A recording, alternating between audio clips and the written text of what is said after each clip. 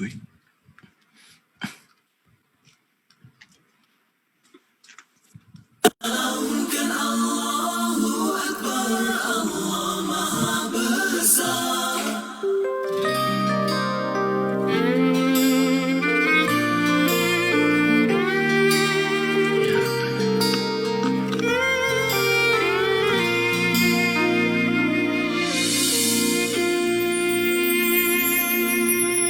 Hari yang indah, senyuman pertama, ulurkan salam ukhuwah kita,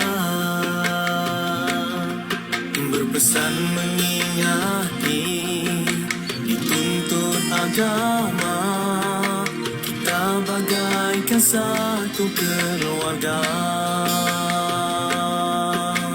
Silaturahim ini tak akan terpisah, kita jalinkan seperti Rasulullah dan sahabat. Kita laungkan Allahu Akbar, Allah Maha Besar, seiring sehaluan satu cita dan impian, susah dan senang kita tentuhi bersama, bertemu berpisah kerana Allah.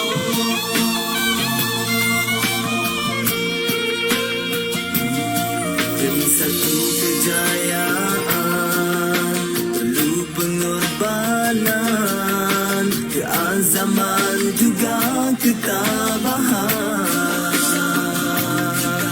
Inilah kehidupan menuntut kesungguhan, tak semudah indahnya hayalan. Silaturahim ini tak akan terpisah, berbahagia untuk selamanya insya-Allah. Kita laungkan Allahu Akbar, Allah Maha Besar, seiring sehaluan satu cita dan impian, susah dan senang kita tentuhi bersama, bertemu berpisah kerana Allah. Allahu Akbar, Allah Maha Besar.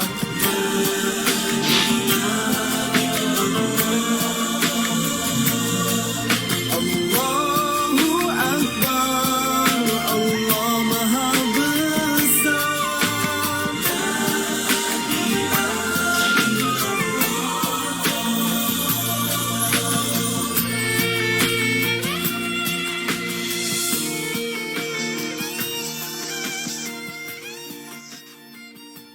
Okay.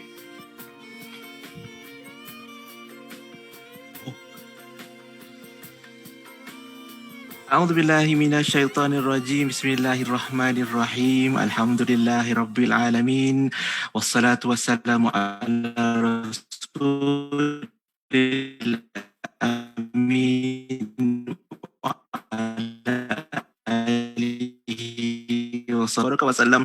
Keluarga baginda serta sekalian sahabat, uhayikum bi tahiyatil Islam wa tahiyatil mahabbah. Assalamualaikum warahmatullahi wabarakatuh. Salam sejahtera, selamat malam diucapkan untuk sahabat-sahabat penonton yang sedang menonton forum dakwah Dewan Dakwah Majlis Dakwah Negara DDMDN. Seperti biasa, insya-Allah, alhamdulillah kita dapat bawakan ataupun kita ke udara walaupun online, tetap kita on the track. Masya-Allah. Bersama saya Sufian Amrin sebagai moderator dan juga dua orang panelis kita hari ini akan membicara tajuk turning point. Kalau bahasa translate directnya dia bunyi pusing, titik pusing, macam itulah. Tapi itulah yang akan kita bicarakan, insya-Allah lebih kurang sejam setengah lebih kurang dalam forum kita hari ini, yang mana dua orang panelis kita, tuan guru kita yang sudah pun berada di hujung talian untuk memberi pencerahan dan ilmu pada kita, Al-Fadhil Ustaz Iqbal Zain Al-Jauhari. Assalamualaikum Ustaz. Waalaikumsalam warahmatullahi wabarakatuh. Ustaz dengar suara anak clear? Ya, Alhamdulillah. Ustaz kita sihat, Alhamdulillah. Alhamdulillah sihat walafiat. Alhamdulillah. Dan selain Ustaz Iqbal yang kalau kiranya saya pian dengan kenangan dengan Ustaz Iqbal, dulu kita ke Sepanyol Andalusia bersama-sama Ustaz Iqbal, dan seorang lagi ustaz kita kalau kenangan dan pengalaman Wapian pula sebelum ni bersama-sama Al-Fadhil Ustaz kita ke Gaza, Palestin, Al-Fadhil Ustaz Zul Ramli M. Razali. Assalamualaikum ya Ustaz. Waalaikumsalam warahmatullahi wabarakatuh. Subhanallah, suara yang sangat kurindui, dan pastilah sahabat-sahabat kita yang menonton malam ni rindu sangat dengan Ustaz Zul Ramli, Ustaz Iqbal Zain, walaupun mungkin dalam tempoh pandemik ni Ustaz kan kita tak dapat nak jumpa dekat masjid, surau, dalam majlis kuliah, tapi di alam maya pun Alhamdulillah Allah rezekikan untuk kita semua. Terima kasih Ustaz Zul, Ustaz Iqbal dan juga Ustaz Haris sebagai moderator di belakang tabir. Ada belakang tabir ni, dia yang jaga line kita ni. Pastikan forum kita berjalan dengan lancar, dan juga sahabat-sahabat yang bersama kami dalam di Facebook Dewan Dakwah kita ni boleh tolong share apa yang kami bawakan malam ini supaya ramai lagi dapat manfaat, sebab saya rasa dua orang guru kita ni yang terbaik insya-Allah untuk cerita tentang turning point ataupun macam mana kita nak berubah, bagaimana, di mana, ke mana dan sebagainya. Itu persoalan yang akan kita jawab malam ini. Tapi sebelum tu, apa kata kita buka majlis kita pada malam ini dengan keberkatan Ummul Quran Al-Fatihah. A'udzubillahi minasyaitonirrajim. Bismillahirrahmanirrahim.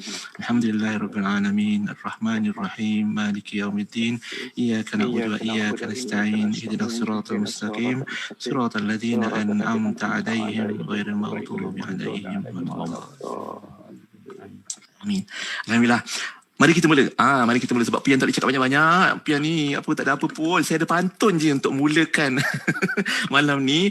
Pantunnya berbunyi, hari ke hari, tahun ke tahun, dari 2020 ke 21, naik turun jatuh dan bangun, masihkah kita pimai-pimai tang tu? Itu mukadimah pantun kita untuk tajuk turning point malam ni, dan mungkin untuk menjelaskan pada kita semua yang sedang menonton malam ni apa itu yang kita maksudkan sebagai turning point. Mungkin Ustaz Iqbal boleh mulakan mukadimah kita malam ni. Ustaz Iqbal silakan. Fadhal masykurah. Bismillahirrahmanirrahim. Nahmaduhu wa nusalli wa nusallim ala rasulihil karim, amma ba'd. Rabbi syrah li sadri wa yassir li amri wahlul 'uqdatam min lisani yafqahu qawli. Subhanaka la 'ilma lana illa ma 'allamtana innaka antal alimul hakim. Alhamdulillah.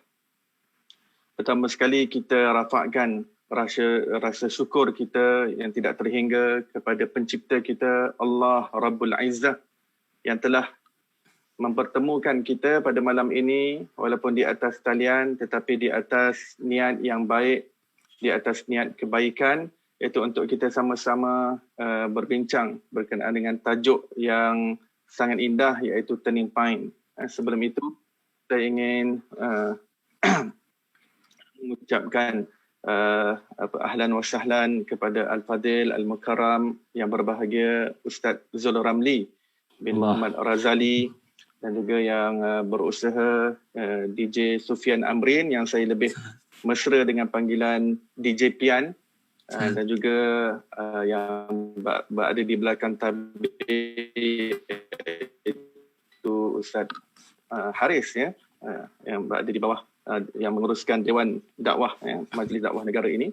Walhasil turning point, kalau dalam bahasa Melayunya adalah titik perubahan. Kenapa Muslim perlu melakukan turning point, dan apakah sudut pandang di dalam Islam berkenaan dengan turning point, dan apakah perkaitan antara turning point itu dengan seorang Muslim? Bila kita kata titik berubah, dia adalah perubahan. Apakah kena mengenanya dengan seorang Muslim dengan perubahan, dengan turning point, dengan changing? Maka yang pertama sekali, kita perlu berubah, dan kita perlu adakan suatu suasana turning point untuk diri kita, kerana apabila kita mula return kepada Allah Subhanahu Wa Taala, maka tiada lagi U-turn ke alam dunia ini.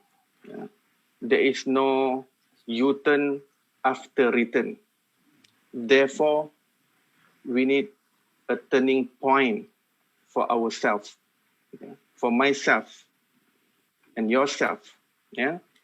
Titik perubahan di dalam Islam adalah sangat unik kerana kerangka kefahaman kita untuk berubah adalah mengikut apa yang diberi acuan oleh baginda Rasulullah sallallahu alaihi wasallam, apa yang diwahyukan oleh Allah Subhanahu Wa Taala kepada Nabi Muhammad sallallahu alaihi wasallam, mengikut landasan kitab suci yang diturunkan kepada Nabi Muhammad sallallahu alaihi wasallam dan juga syariat suci Nabi sallallahu alaihi wasallam.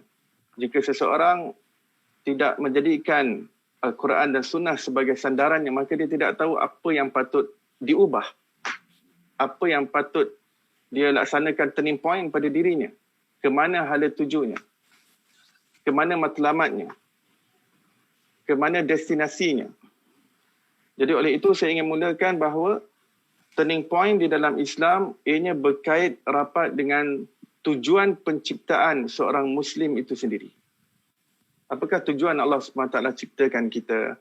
Kenapa Allah jadikan kita? Kita berasalnya tiada. Kenapa diadakan?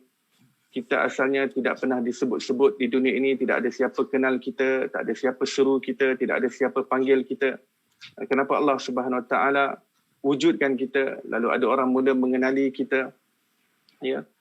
Untuk mengenali untuk mencapai tujuan kenapa kita diciptakan oleh Allah Subhanahu Wa Taala, itulah kenapa kita pentingnya untuk melakukan turning point dalam kehidupan kita. Dan apabila kita bicara tentang tujuan kehidupan kita, ia berkait rapat dengan hakikat kehambaan kita kepada Allah Subhanahu Wa Taala. Bagaimana kita benar-benar menjadi hamba Allah.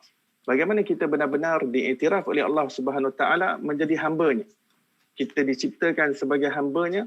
Alangkah bahagianya kalau kita diakui dan diiktiraf oleh Allah Subhanahu Wa Taala sebagai hamba-Nya. Sehingga kehambaan itu menjadi suatu pangkat dan makam yang sangat tinggi di sisi Allah Subhanahu Wa Taala. Kerana apabila seseorang diciptakan kerana sesuatu tujuan, lalu dia dapat sempurnakan tujuan tersebut, dan dia entitled untuk mendapat title hamba di sisi Allah Subhanahu Wa Taala, maka sesungguhnya itu adalah kejayaan dan kemuliaan yang hakiki di sisi Allah Subhanahu Wa Taala. Selain daripada menjadi hamba Allah, kita juga terikat dengan makna khilafah, menjadi khalifah Allah di atas muka bumi ini. Kalau menjadi hamba Allah itu hubungan kita dengan Allah Subhanahu Wa Taala, manakala khalifah Allah adalah hubungan kita sesama makhluk Allah Subhanahu Wa Taala. Maka turning point adalah berlegar di dalam maksud dan matlamat ini. Hablum minallah wa hablum minan nas. Bagaimana kita menjadi hamba Allah yang lebih baik. Kita menjadi hamba Allah yang lebih soleh. Kita menjadi hamba Allah yang lebih dekat, yang lebih hampir dengan Allah Subhanahu Wa Taala. Dan kita menjadi manusia yang menyempurnakan hak-hak sesama makhluk Allah Subhanahu Wa Taala. Kita sebagai suami, bagaimana kita menjadi suami yang lebih baik? Kita menjadi isteri, bagaimana kita menjadi isteri yang lebih baik? Bapa yang lebih baik. Jadi anak-anak yang lebih baik. Kita adalah guru, bagaimana guru yang terbaik? Murid, menjadi murid yang lebih baik. Menjadi jiran, kita sudah tentu menjadi jiran tetangga kepada orang lain. Bagaimana kita dapat berubah menjadi jiran yang lebih baik? Jika kita pemerintah, bagaimana kita menjadi pemerintah yang lebih baik? Jika kita adalah rakyat jelata, bagaimana kita menjadi rakyat yang terlebih baik? Dan segalanya itu ada sandarannya di dalam Al-Quran dan Sunnah Rasulullah Sallallahu Alaihi Wasallam. Dan di dalam Islam sentiasa ditekankan untuk seseorang itu berubah, maka ianya bermula dengan keinginan hati manusia. Keinginan. Keinginan yang disusuli dengan usaha ke arah itu. Dia bukan sekadar keinginan lalu dia goyang kaki menunggu daripada Allah Subhanahu Wa Taala yang dia tak tahu bila datangnya hidayah dan taufik daripada Allah Subhanahu Wa Taala. Kerana itu dalam Al-Quran apabila Allah SWT sebutkan tentang keinginan yang dilakukan oleh seorang mukmin, Allah SWT sertakan dengan usaha yang patut dia jalankan. Seperti mana dalam surah Al-Isra, Allah SWT berfirman, وَمَنْ أَرَادَ الْآخِرَةِ wa man aradal akhirah wa sa'alaha sa'yaha wa huwa mu'min fa ulaika kana sa'yuhum mashkura. Dan barang siapa yang mengingini akhirat, barang siapa yang berkeinginan kepada Allah, berkeinginan mendapat kebahagiaan yang hakiki, yang sebenar di negeri akhirat, wa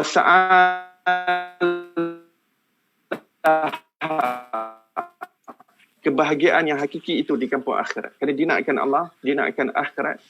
Ya. Dia berusaha ke arah itu. Wahwa mu'min. Padahal dalam keadaan dia seorang mukmin. Kerana syaratnya hendaklah dia seorang yang beriman. Barulah valid segala perubahan yang berlaku pada dirinya. Fa'ulaika kana sa'yuhum mashkura. Segala usahanya itu dan segala keinginan, nekat, tekad, azam, niatnya itu diterima dan dihargai oleh Allah Subhanahu wa ta'ala.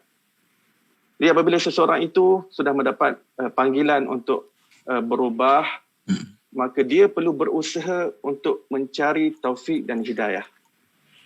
Dan jika dia masih belum mempunyai kekuatan untuk berubah, maka dia kena berusaha mencari hidayah. Kerana hidayah itu bukan sesuatu yang dinanti-nanti, tetapi ini sesuatu yang dicari. Hidayah itu bukan sesuatu yang ditunggu-tunggu, tetapi sesuatu yang diburu. Ya. Ada orang, ya, dia tak sembahyang. Kita tanya, kenapa tak sembahyang? Dia kata belum sampai seru. Ada orang belum pakai tudung. Kenapa tak pakai tudung? Kenapa tak tutup aurat? Dia kata tengah tunggu seru. Alo. Tengah tunggu seru. Tunggu panggilan dia. Jadi dalam bahasa pasar kita orang Melayu ni, tunggu seru ni tunggu hidayah lah ya. Tunggu hidayah datang. Jadi maksudnya dia tengah tunggu hidayah datang baru dia nak mula beramal. Tunggu hidayah datang, seru datang menyapa, barulah dia nak mula solat, barulah dia nak pakai tudung, barulah dia nak mula mencari ilmu dan sebagainya. Ya, ini adalah suatu persepsi yang salah. Lebih silap lagi jika dia datangkan pula dalil Al-Quran yang mengatakan memang perlu ditunggu hidayah tersebut. Dia kata apa? Allah berfirman dalam Quran, wallahu yahdi man yasha. Allah bagi hidayah pada siapa yang dia kehendaki. So Allah bagi siapa je yang dia nak. Buat apa saya nak mencari-cari hidayah? Ya. Padahal dia pun terlupa. Allah pun berfirman, wallahu yarzuqu man yasha. Allah bagi rezeki kepada siapa yang dia kehendaki. Adakah maksud Allah bagi rezeki kepada siapa yang dia kehendaki kita boleh duduk goyang kaki? Tak perlu berusaha untuk mencari rezeki. Tak perlu untuk berkerja, untuk berprofession, ya, untuk berikhtiar, untuk mencari sesuap nasi. Tidak. Ya. Walaupun Allah bagi rezeki pada siapa yang dia kehendaki, bahkan rezeki itu sesuatu yang sudah dijamin oleh Allah Subhanahu Wa Taala. Sesuatu yang telah dijamin. Tetapi manusia tetap mencari walaupun Allah sudah jamin. Ini kan pula hidayah yang Allah tidak memberi jaminan kepada sesiapa. Allah tidak memberi jaminan untuk memberi hidayah kepada si fulan secara spesifik. Tetapi berkenaan dengan rezeki, wa ma min dabbatin fil ard, siapa sahaja daripada makhluk Allah yang hidup melata, Allah dah jamin. Maka hidayah yang tidak ada jaminan, sudah tentu manusia lebih berusaha keras untuk mencari, untuk berikhtiar mendapatkannya. Dan apabila kita kata kita perlu berusaha kan, dan kita perlu berkeinginan, apa maksud keinginan tersebut? Wa man aradal akhirah. Barang siapa yang berkeinginan kepada akhirat. Bermaksud dia bermula dengan hati kita. Bila kita nak berubah, kita bermula, tempat yang terbaik untuk bermula ialah hati. Seperti mana kita tahu hadis Rasulullah sallallahu alaihi wasallam, ala fil jasadi mudghah, idza saluhat saluhal jasadu kulluh wa idza fasadat fasadal jasadu kulluh, ala wahyal qalb. Ketahuilah pada diri manusia ini ada satu bahagian yang mana kalau A-nya baik, maka baiklah keseluruhannya. Jika buruk, buruklah keseluruhannya. Ketahuilah A-nya adalah hati. Jadi hati adalah raja, maka kita kena pujuk raja ni. Kita kena pujuk raja kita ni. Raja diri kita ni hati kita. Jadi pujuk hati kita. Rayu hati kita. Ketuk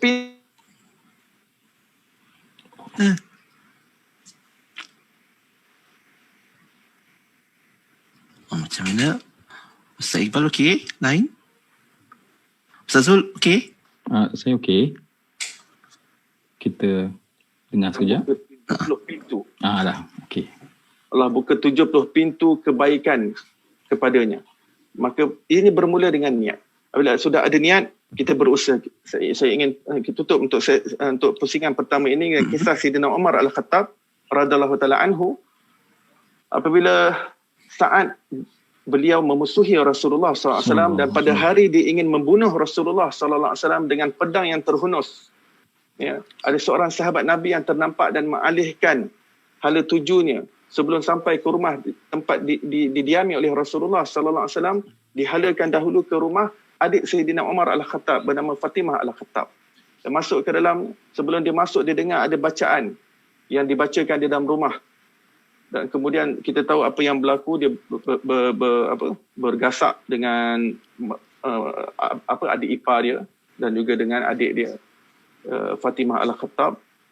Setelah dia nampak adiknya mula berdarah, barulah dia berlembut, dia bertanya, tadi apa bacaan yang aku dengar? Dia kata, kamu tidak boleh menyentuhnya. Apa dia itu? Itu adalah lembaran suci dan kamu tidak boleh sentuh. Dan Sayyidina Umar Al-Khattab radhiyallahu anhu bertanya, bagaimana cara untuk saya menyentuhnya? Fatimah Al-Khattab mengatakan, tidak ada, la yamassuhu ilal mutahharun. Orang yang hanya menyucikan dirinya sahaja boleh menyentuhnya. Ulama mengatakan, usaha yang dilakukan oleh Sayyidina Umar untuk pergi menyucikan dirinya, untuk bersihkan dirinya, untuk mandi, untuk cucikan dirinya, usaha itu telah dipandang oleh Allah Subhanahu Wa Taala. Bermakna dia tidak goyang kaki. Dia tak terus nak rampas apa yang berada pada adiknya. Dia sanggup sucikan diri dan dia pergi untuk mendapatkan apa lembaran tersebut. Dan di situ termaktub surah Taha, ma anzalna alaikal Qur'ana litashqa. Dan ayat itu telah membukakan hati Sayyidina Umar Al-Khattab radhiyallahu anhu, and the rest is history. Masya Allah. Alhamdulillah, terima kasih Ustaz Iqbal untuk satu mukadimah yang cantik. Ada cerita, ada pengkesahan, ada juga tadabbur ataupun iktibar, ibrah untuk kita semua bersama. Sebab biarlah sementarahan kita masih berada di awal-awal tahun 2021 ni, mesti ramai di antara kita tengah fikir apa benda, macam mana nak berubah. Sedangkan bila Ustaz Iqbal ceritakan tadi, hidayah itu milik Allah Ta'ala, dan ada yang sampai hidayah pada seseorang, ada yang kata dapat turning pointnya bila dengar azan, bila dengar bacaan Al-Quran. Ada orang pula dalam bahasa kita kena diazankan baru dia berubah, kan? Dibacakan Yasin baru nak berubah agaknya. Macam itulah kisah kita semua ni dalam nak mencari perubahan. Dan cantik Ustaz Iqbal di hujung tadi, Ustaz dah sebut sikit tentang niat. Ni mungkin masa untuk Ustaz Zul nak jelaskan pada kita, Ustaz. Ramai di antara kita yang macam kita sebut tadi lah, perubahannya, turning pointnya tu macam-macam turning point kita. Masing-masing ada cerita masing-masing. Saya yakin sekarang ni sahabat-sahabat yang sedang menonton ada cerita masing-masing. Cuma pucuk pangkalnya niat kita. Macam mana Ustaz? Macam mana kita, sepenting mana niat itu untuk memerlukan satu-satu langkah untuk turning point dalam hidup kita? Ustaz, silakan. Baik, terima kasih DJ Pian, ya. Manis orangnya. Manis lagi tutur katanya, Masya Allah, ya.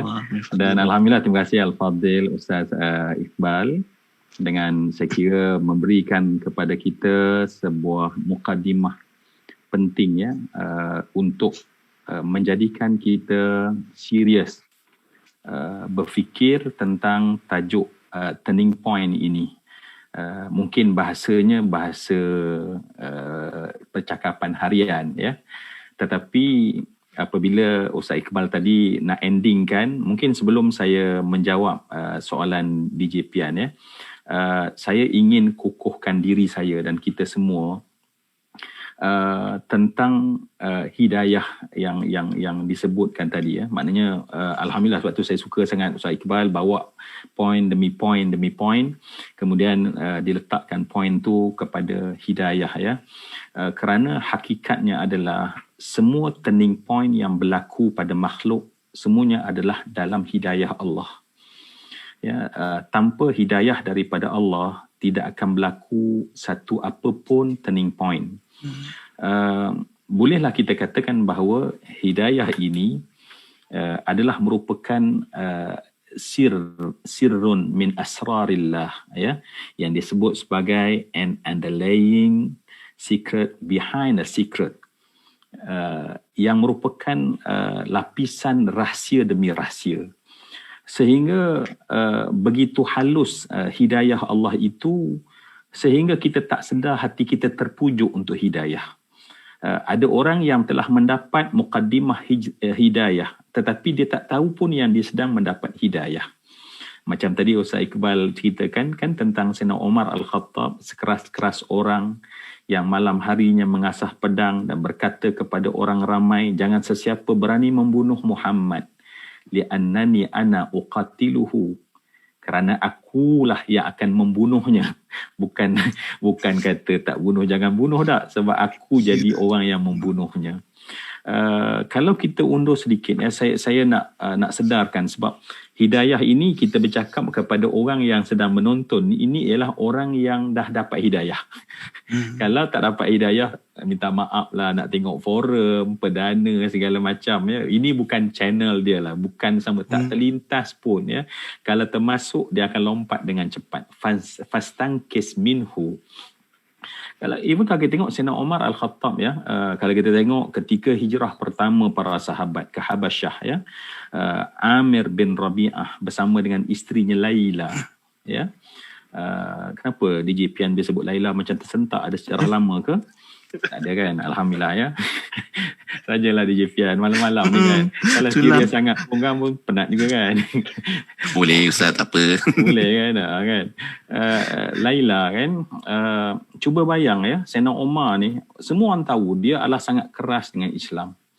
Ketika Laila ni dikeluar kemudian, ketika Amir ibn Rabi'ah menunggu di satu tempat sebab dia orang kena keluar waktu malam.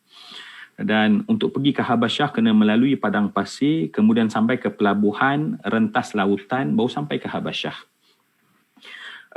Cuba bayang, Laila tengah duk menyok-nyorok tu, tengah duk jalan menyok-nyorok, tiba-tiba yang dia bertembung adalah dengan Sayyidina Umar. Ya, menyuruh untuk keluar lari daripada Mekah untuk berhijrah ke Habasyah dengan harapan tak ada orang nampak. Sekarang bukan ada orang nampak, berdepan dengan musuh nombor satu Nabi dan Islam. Ketika itu Sayyidina Umar Al-Khattab. Cuba bayang pada masa tu, kata Laila, bila dia bertemu dengan Sayyidina Umar tanya pada dia, ila aina anti? Kamu nak ke mana? Dia terus bagi tahu, sebab Masya Allah para sahabat yang memeluk agama Islam, walaupun Umar itu begitu keras, mereka jauh lebih kuat dan kental. Maka mereka berkata, firaran minkum, kami nak lari daripada engkau kerana menyelamatkan iman kami. Cakap terus terang DJ Pian, ya, tak ada nak selindung-selindung, ya, baca pantun 7 kerat sampai langsung tak faham. Tadi Pian, DJ Pian punya pantun, Allahu Akbar, masuk terus mukadimah bincang kita kan. Ini kadang-kadang kan, dia cakap terus terang, nak lari kerana tekanan yang kamu berikan kepada kami. Baik, maka pada ketika itu, Sayyidina Umar menyebutkan perkataan, semoga kalian selamat di perjalanan. Perkataan doa diberikan oleh Sayyidina Umar kepada Laila. Cuba bayang, Laila terkejut King Kong jugalah, maknanya orang yang macam ni tiba-tiba beri ucapan selamat untuk perjalanan. Maka Laila bercakap dengan suaminya, ya, dalam perjalanan itu. Dia kata, aku jumpa dengan, kau tahu, wahai abang, bahasa biasalah, ya, abang tahu tak saya tadi jumpa dengan siapa? Siapa? Umar. Biar betul. Dan dia telah mendoakan perjalanan saya dan kita supaya selamat. Dan Laila kata, aku rasa dia ni dah dapat hidayah. Maka apa kata Amir ibn Rabi'ah? Kata Amir, aku lebih percaya unta terakhir Bani Khattab masuk Islam berbanding Umar masuk Islam. Aku lebih percaya unta dia orang tu mengucap syahadah, asyhadu alla ilaha illallah, compare Umar masuk Islam. Tapi apa nak kita bagi tahu, sebab hidayah ni rupanya, Masya Allah, ada orang di kalangan kita yang dia dah dapat hidayah tetapi dia tak sedar yang dia telah mula dapat hidayah tersebut. Ketukan kecil yang sangat halus, kita tak perasan pun, ya. Itu adalah rahsia daripada rahsia Allah Subhanahu Wa Taala. Dan sebab itulah ulama pecah dua hidayah kan. Satu hidayah intibahah, hidayah yang mengetuk pintu hati. Ya, tanpa hidayah ini seorang takkan, walaupun seorang rasul duduk beri tazkirah depan dia, maka dia tetap tak menerima.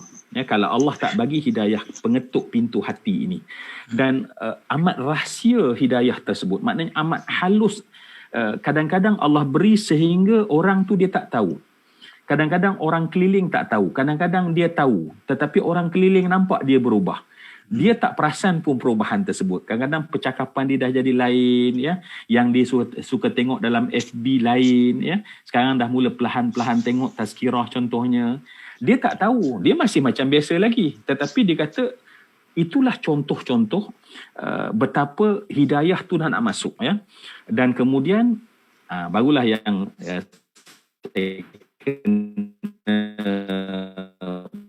berjawab untuk kita tadi kan, maknanya jangan pula kononnya Allah tak bagi hidayah ana ni kan.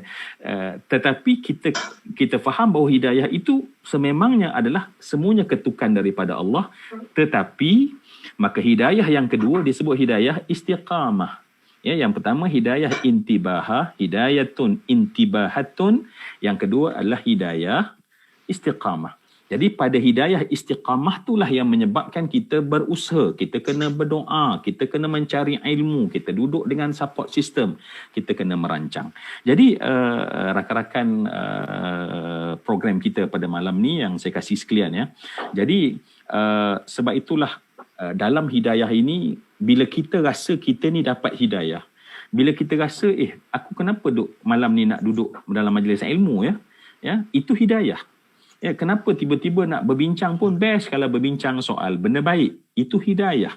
Dan hidayah itu dinamakan sebagai al-inayah, ya, al-inayah.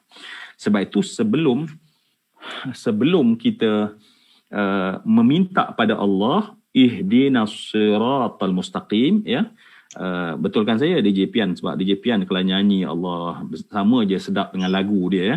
Nasyid dengan membaca Quran begitu sedap. Allah, jadi jauh. Betulkan saya, ya. Jadi bila kita sebut ihdinas siratal mustaqim, maknanya kita minta hidayah kan, betul kan DJ Pian? Okey. Tetapi sebelum kita sedar bahawa yang memberi hidayah kepada kita, sebab ayat tentang hidayah minima secara jelas kalimah hidayah lebih diulang sebanyak dalam Al-Quran, lebih daripada 200 kali menyebut kalimah hidayah, Allah beri hidayah pada siapa yang Allah beri, Allah pemberi hidayah.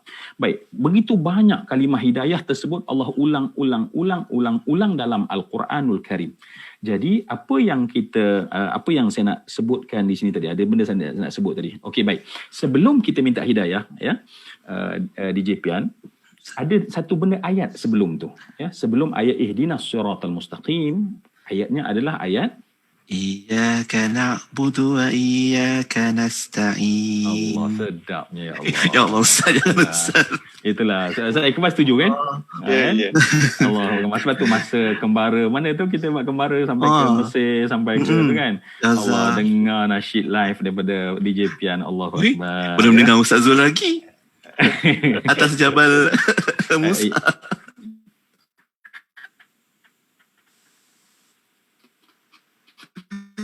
Itu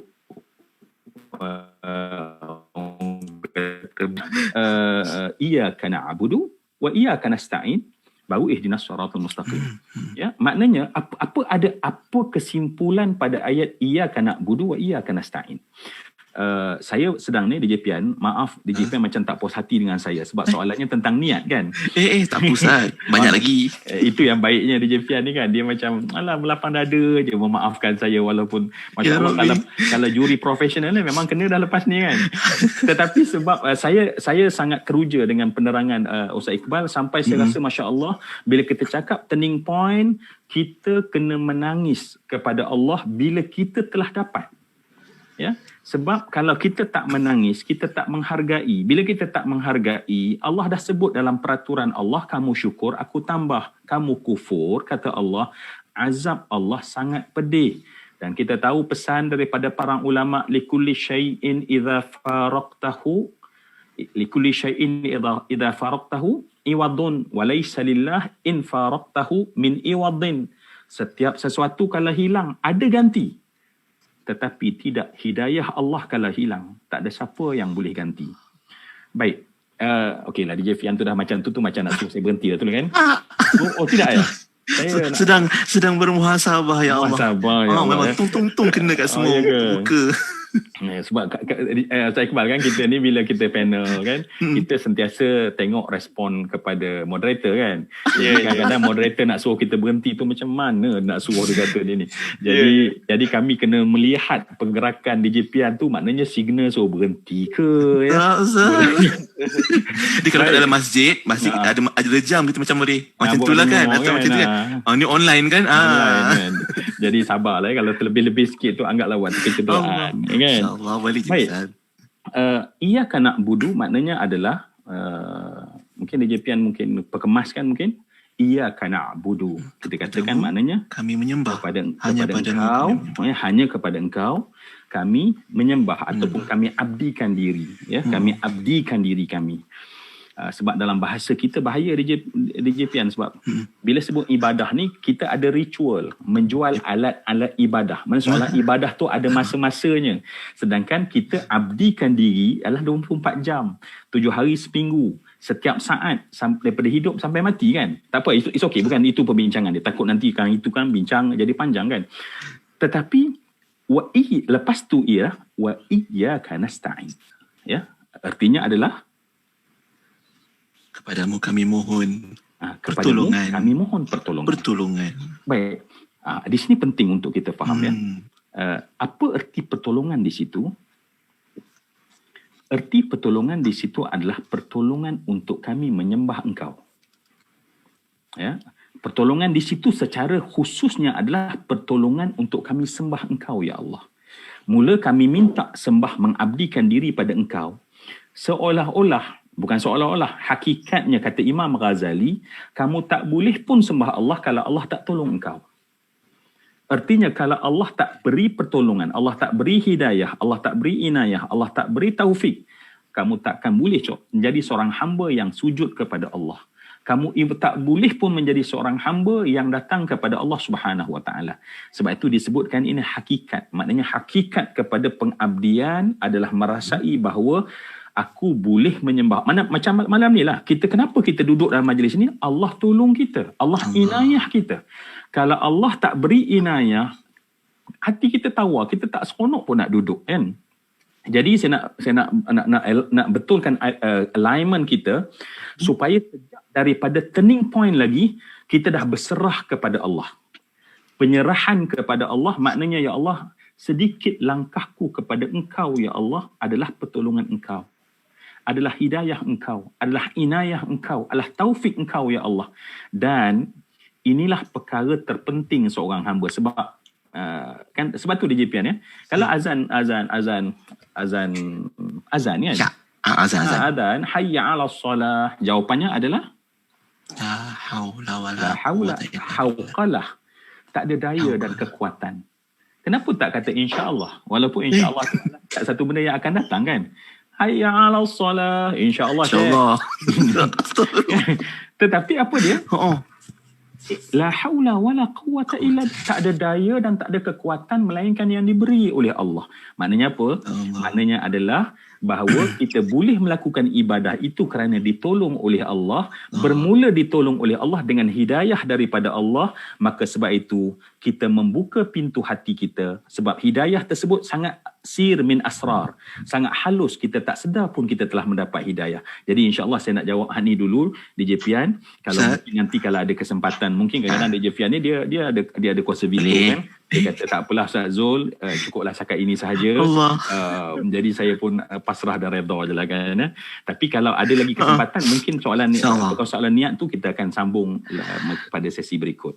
Dengan berikutnya. Boleh Ustaz, tak ada masalah Ustaz. Kita ni pun, kita tumpang je tempat platform orang ni Ustaz. Bila Ustaz Haris kat belakang tu, dia rasa dia macam nak off kan kita. Dia block kan kita ya. Senyap kita kejap. Tapi apa pun Alhamdulillah. Terima kasih Ustaz Ramli, Masya Allah. Apa yang Ustaz Iqbal mulakan tadi di bawah dibawa pula oleh Ustaz Zul malam ni, membawa kita semua sahabat-sahabat yang sedang menonton malam ni rasa macam kena kat hidung masing-masing. Macam mana agaknya kita nak berubah? Yelah sebab tahun demi tahun Ustaz kita dah lalui tahun baru, birthday, ulang tahun dan sebagainya. Jadi macam mana agaknya muhasabah kita pada usia yang Allah pinjamkan ini. Dan sahabat-sahabat kita yang masih lagi bersama kita dekat Facebook, Dewan Dakwah Majlis Dakwah Negara, bolehlah kongsikan lagi biar ramai lagi. Sempat lagi insya-Allah untuk perkongsian kita malam ni. Ustaz, saya ada satu nasyid, baik nasyid yang nak dibawa. Boleh Ustaz? Selingan sikit je. Nanti mungkin sekejap lagi Ustaz Iban nak boleh sambung pula cerita macam mana orang yang berubah ni, dia punya turning point dia ikut musim. Dan lirik yang nasyid yang nak bawa ni sikit je satu rangkap tentang cerita tentang Tuhan memanggil. Saya rasa Ustaz Zul biasa dah dengan lirik nasyid ni, dan Ustaz Iqbal pun insya-Allah nanti mungkin Ustaz Iqbal boleh komen sikit, bukan komen anda punya nyanyi, komen isi kandungan ni insya-Allah. Jom kita dengar sikit. Bismillah. Tuhan memanggil, ku tidak menyahutnya. Tuhan memanggil, aku mendengar saja. Tuhan memanggil aku, ku sahut sekali sekala. Tuhan memanggil aku, ku cuba menerimanya. Tuhan memanggil, ku tidak menyautnya. Tuhan memanggil, aku mendengar saja, tapi aku memaksa diriku menerimanya. Itulah diri aku, belum Cina dengan Tuhannya. Wallahu alam. Allah. Sikit lirik nasyid lama yang masya-Allah Ustaz Zul dulu zaman-zaman ada dulu selalu kita dengar lirik tersebut. Tapi ni nak cerita lah Ustaz, bila kita cerita tentang turning point, kalau kita lalu kat highway, terlepas jalan, kita kena ikut U-turn yang dah ditetapkan. Kita tak boleh main U-turn tiba-tiba Ustaz. Memang terbabas, marah orang, nanti polis kejar. Tapi dalam U-turn ataupun turning point, nak cari turning point dalam hidup kita Ustaz, ada orang dia ikut trend. Dia pilih tahun baru, sempena tahun baru nak berubah lah, sempena birthday yang ke-40 ni nak berubah lah, katanya macam tu kan. Macam mana Ustaz Iqbal trend-trend macam ni Ustaz? Apa komen Ustaz? Silakan. Baik, terima kasih kepada moderator di JPN dan kasidah yang disampaikan sebentar tadi betul-betul meruntun hati. Tiba-tiba rasa tak cukup pula Ustaz Zul. Ya. Jangan Ustaz. Makin dahaga pula. Masya Allah. Patutlah Ustaz Iqbal sebenarnya nak jadi moderator kan. Ya. Tapi rupanya kriteria moderator ialah boleh bernasyid. Jadi patutlah. Astagfirullah. Masya Allah. Tak apalah, kerana lah apa yang kita ada. Tak bisa Ustaz jadi panelis, ilmunya lebih berharga. Mungkin boleh request satu lagi kasidah sekejap lagi kot. Kena. Nanti. Allah Akbar. Baik, sebentar tadi kita mendengar penjelasan yang sungguh baik daripada Al-Fadil Al-Mukarram Ustaz Zul Ramli berkenaan dengan hidayah. Macam mana pun kita nak berubah, macam mana pun kita nak mendekati Allah Subhanahu Wa Taala untuk melakukan turning point, kita berhajat kepada hidayah daripada Allah Subhanahu Wa Taala. Seperti mana yang saya sudah sentuh sebelum ini, bahawa yang pertama sekali adalah keinginan. Dia adalah berupa niat, tekad dan azam untuk kita berubah, untuk menjadi hamba Allah yang lebih erat hubungan kita dengan Allah Subhanahu Wa Taala, dan memperbetulkan hubungan kita dengan Allah dan betulkan hubungan kita sesama makhluk Allah Subhanahu Wa Taala. Di samping itu berserta dengan usaha kita, ikhtiar kita bagaimana kita dapat hidayah daripada Allah Subhanahu Wa Taala. Dan sambil kita mencari hidayah tersebut, kita terus berdoa pada Allah Subhanahu wa taala. Kita terus meminta, merayu kepada Allah Subhanahu wa taala, ya Allah bantu aku ya Allah. Aku ingin berubah ya Allah. Ya Allah aku lemah ya Allah. Aku tak dapat menuju kepadamu ya Allah kecuali dengan taufik hidayahmu ya Allah. Ya Allah aku tak dapat sebut satu subhanallah pun kecuali dengan hidayahmu ya Allah. Aku tak dapat selangkah ke masjid pun ya Allah kecuali dengan taufik hidayahmu ya Allah. Aku tak dapat baca satu ayat Al-Quran pun daripada kitab sucimu ya Allah kalau bukan taufik hidayahmu ya Allah. Ya Allah, aku ingin menyempurnakan makna kehambaan diriku kepadamu ya Allah. Kau tolonglah aku, bantulah aku ya Allah. Ya Allah, aku ingin berubah ya Allah. Engkau saja memandang niatku ya Allah. Dan hanya dengan kekuatan daripadamu ya Allah, la hawla wa la quwwata illa billah. Aku tidak ada daya upaya ya Allah, aku tidak ada kekuatan ya Allah kecuali dengan pertolonganmu, kecuali dengan bantuanmu, kecuali dengan taufik dan hidayahmu ya Allah. Dan itu adalah penjelasan yang sangat baik daripada Ustaz Zul Ramli. Bermakna dalam kita ingin berubah, akhirnya kita mengetahui kita semua berhajat kepada Allah Subhanahu wa taala. Kita kena kenal Allah Subhanahu wa taala. Bila kita nak berubah, kita kena kenal Allah. Untuk kita kenal Allah, kita kenal diri kita yang serba lemah, yang serba daif, serba jahil, ya, penuh dengan kekurangan dan kelemahan. Dan di dalam berubah, kembali kepada persoalan tadi, ya, berkenaan dengan trend kesempurnaan dan sebagainya. Sebenarnya di dalam Islam apa yang penting adalah bagaimana kita menjalani kehidupan kita dengan kehidupan taubat yang kita panggil sebagai hayatut taubah. Hayatut taubah. Apa itu kehidupan taubat? Dan kita perlu faham dahulu apa maksud taubat. Ya. Taubat adalah bermaksud dalam bahasa Arab adalah kembali. Ya. Taba yatubu, taubatan fahuwa taib, yang bermaksud kembali, yang bermaksud pulang kepada jalannya. Itu maksud taubat. Dan untuk seseorang yang ingin menjalani kehidupan kembali, bila kita kembali, sudah tentu kembali itu adalah di jalan Allah Subhanahu wa taala, di jalan yang lurus, seperti mana yang diterangkan oleh Al-Fadhil Ustaz Zul Ramli sebentar tadi, ihdinas siratal mustaqim. Sebenarnya seluruh manusia adalah berada di atas siratul mustaqim yang menyebabkan dia menyimpang, mengempor, bergesil daripada track dia, landasan dia. Itu adalah kerana hawa nafsu kita. Dipanggil sebagai zalim. Sesuatu yang terkeluar daripada landasan dipanggil sebagai zalim. Dan apa yang kita perlukan adalah letak diri kita balik di atas track tersebut. Sebab setiap daripada kita semua dilahirkan dengan fitrah siratul mustaqim tersebut. Ya. Kita semua berada di atas jalan yang lurus. Yang menyebabkan kita terkeluar daripada jalan yang lurus itu disebabkan didikan ibu bapa ataupun persekitaran kita ataupun kawan-kawan kita. Sebab itu seorang yang nak berubah memang dia kena tukar circle persahabatan dia. Dia mula cari sahabat akhirat. Dia cari sahabat-sahabat akhirat yang mana yang dapat sentiasa mengingatkan dia untuk dia patah balik kembali di atas jalan yang lurus, ya.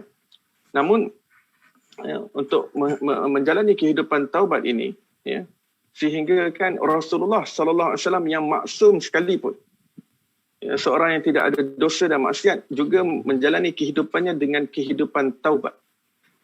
Ya.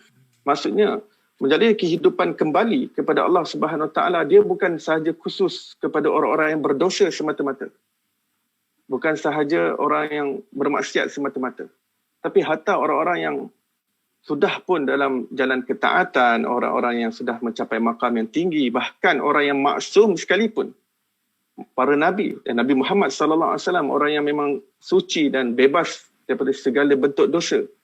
Baginda SAW mengatakan, setiap hari aku bertaubat kepada Allah Subhanahu Wa Taala tidak kurang daripada 70 kali. Dan ada riwayat yang lain mengatakan tidak kurang daripada 100 kali. Kenapa? Kerana dalam perjalanan kita menuju Allah, untuk kita tiba kepada Allah Subhanahu wa Ta'ala, kita perlukan satu bentuk kesucian jiwa kita. Satu bentuk kejernihan kalbu kita. Suatu bentuk kesucian hati kita. Dan kesucian hati itu hanya terbentuk apabila seseorang menjalani kehidupannya dengan hayatut taubah. kehidupan taubat. Dan apabila seseorang menjalani kehidupannya dengan penuh kesucian, maka dia mendapat kecintaan daripada Allah Subhanahu wa Ta'ala. Allah mencintai dia. Dia mendapat cinta Allah. Ya.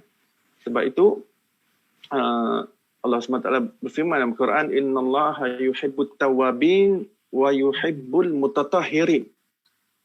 Sesungguhnya Allah Subhanahu wa Ta'ala suka Allah Ta'ala mencintai orang-orang yang banyak bertaubat. At-tawabin bukan orang yang bertaubat, orang yang banyak bertaubat. Allah Ta'ala kata innallaha yuhibbut taibin. Ya. Taibin maksudnya orang yang bertaubat. Tapi tawabin orang yang banyak bertaubat, orang yang acap kali bertaubat. Wa yuhibbul mutatahhirin, dan Allah suka orang yang menyucikan diri. Suci di sini sudah tentu kesucian zahir dan batin. Seseorang yang banyak beristighfar, seorang banyak bertaubat, kembali kepada Allah Subhanahu Wa Taala, ini juga termasuk orang-orang yang menyucikan dirinya. Maka Rasulullah sallallahu alaihi wasallam yang merupakan Habibullah, kekasih Allah Subhanahu Wa Taala, juga tidak ingin melepaskan dirinya daripada mendapat ekstra kecintaan daripada Allah Subhanahu Wa Taala dengan banyak bertaubat kepada Allah Subhanahu Wa Taala. Nah, kalau kita fikirkan ya, apa lagi perlu Rasulullah nak bertaubat? Rasulullah sudah pun diampuni dosa dia sebelum dan selepas. Ya, Fatham mubina wa yaghfir lakallahu ma taqaddama min dhanbika wa ma ta'akhkhar. So dosanya yang lepas, sekarang dan akan datang, semuanya telah pun diampunkan oleh Allah Subhanahu Wa Taala. Tetapi Rasulullah ingin merebut suatu makna kehidupan yang dinamakan sebagai kehidupan taubat. Ya. Imam Abdul Hasan Asy-Syadzili rahimahullah mengatakan Rasulullah sallallahu alaihi wasallam setiap saat meningkat darjatnya di sisi Allah Subhanahu Wa Taala. Setiap detik makamnya, kerohaniannya sentiasa meninggi di sisi Allah Subhanahu Wa Taala. Maka setiap kali baginda meninggi makamnya di sisi Allah Subhanahu Wa Taala, darjatnya, martabatnya, kedudukannya, beliau bertaubat di atas kedudukan yang sebelumnya. Demikian Imam Abu Hasan Asy-Syadzili mengatakan hikmah kenapa Rasulullah sallallahu alaihi wasallam sentiasa bertaubat. Beliau Rasulullah mengenang keadaan yang sebelum itu yang rendah kerohaniannya di sisi Allah Subhanahu Wa Taala berbanding saat yang berikutnya, baginda sentiasa bertaubat. Dan bertaubat di situ satu bentuk kesyukuran, dan baginda sudah maksum. Tapi taubat itu satu bentuk kesyukuran, menunjukkan dirinya hamba kepada Allah Subhanahu Wa Taala. Dirinya berhajat. Baginda mengadu kelemahan dirinya kepada Allah Subhanahu Wa Taala. Inni ashku ilaika da'fa quwwati. Itu pengaduan Rasulullah SAW. Itulah suasana hati Rasulullah sallallahu alaihi wasallam. Baik, itu kehidupan taubat orang-orang yang daripada makam yang tinggi. Tetapi kita sebagai orang awam, kita sentiasa tersandung dengan dosa, aksiden dengan maksiat. Kadang-kadang kita terlalai, kita terjatuh dalam perkara yang haram, tersungkur di dalam penderhakaan kepada Allah Subhanahu Wa Taala. Berlebih lagi, kita perlu kembali kepada makna kehidupan taubah tadi. Kita telah menzalimi diri kita. Apabila kita telah terkeluar daripada apa yang digariskan oleh Allah dan Rasulnya, kita mengaku Rabbana zalamna anfusana wa illam taghfir lana. Ya Allah, aku telah menzalimi diri aku. Aku telah menzalimi diri aku. Dan jika bukan kerana rahmat dan keampunan-Mu, ya Allah, aku termasuk daripada kalangan orang-orang yang rugi. Hari ini kita kena latih diri kita kena belajar bahawa aku yang bersalah. Ya. Apa sahaja yang berlaku di dunia ni, kita ambil accountability. Ya. Kalau kita dah mula belajar untuk mengambil salah apa yang berlaku di dunia ini dengan menuding jari kita, maka ini akan lebih mudah untuk kita mengaku kesilapan kita apabila kesilapan itu memang benar-benar kesilapan kita. Hari ini kita cuba untuk mengubah dunia. Hari ini kita cuba untuk mengubah manusia sekitar kita. Kita ingin menukar manusia di seluruh alam semesta. Tetapi ini tidak akan berlaku kecuali kita yang ubah diri kita dahulu. Kita ubah diri kita. Kita mulakan dengan diri kita sendiri. Biar alam semesta ini berubah bersama dengan kita. Biar mereka terkesan dengan perubahan yang berlaku dengan diri kita. Dan dunia ini tidak berubah jika kita tidak berubah.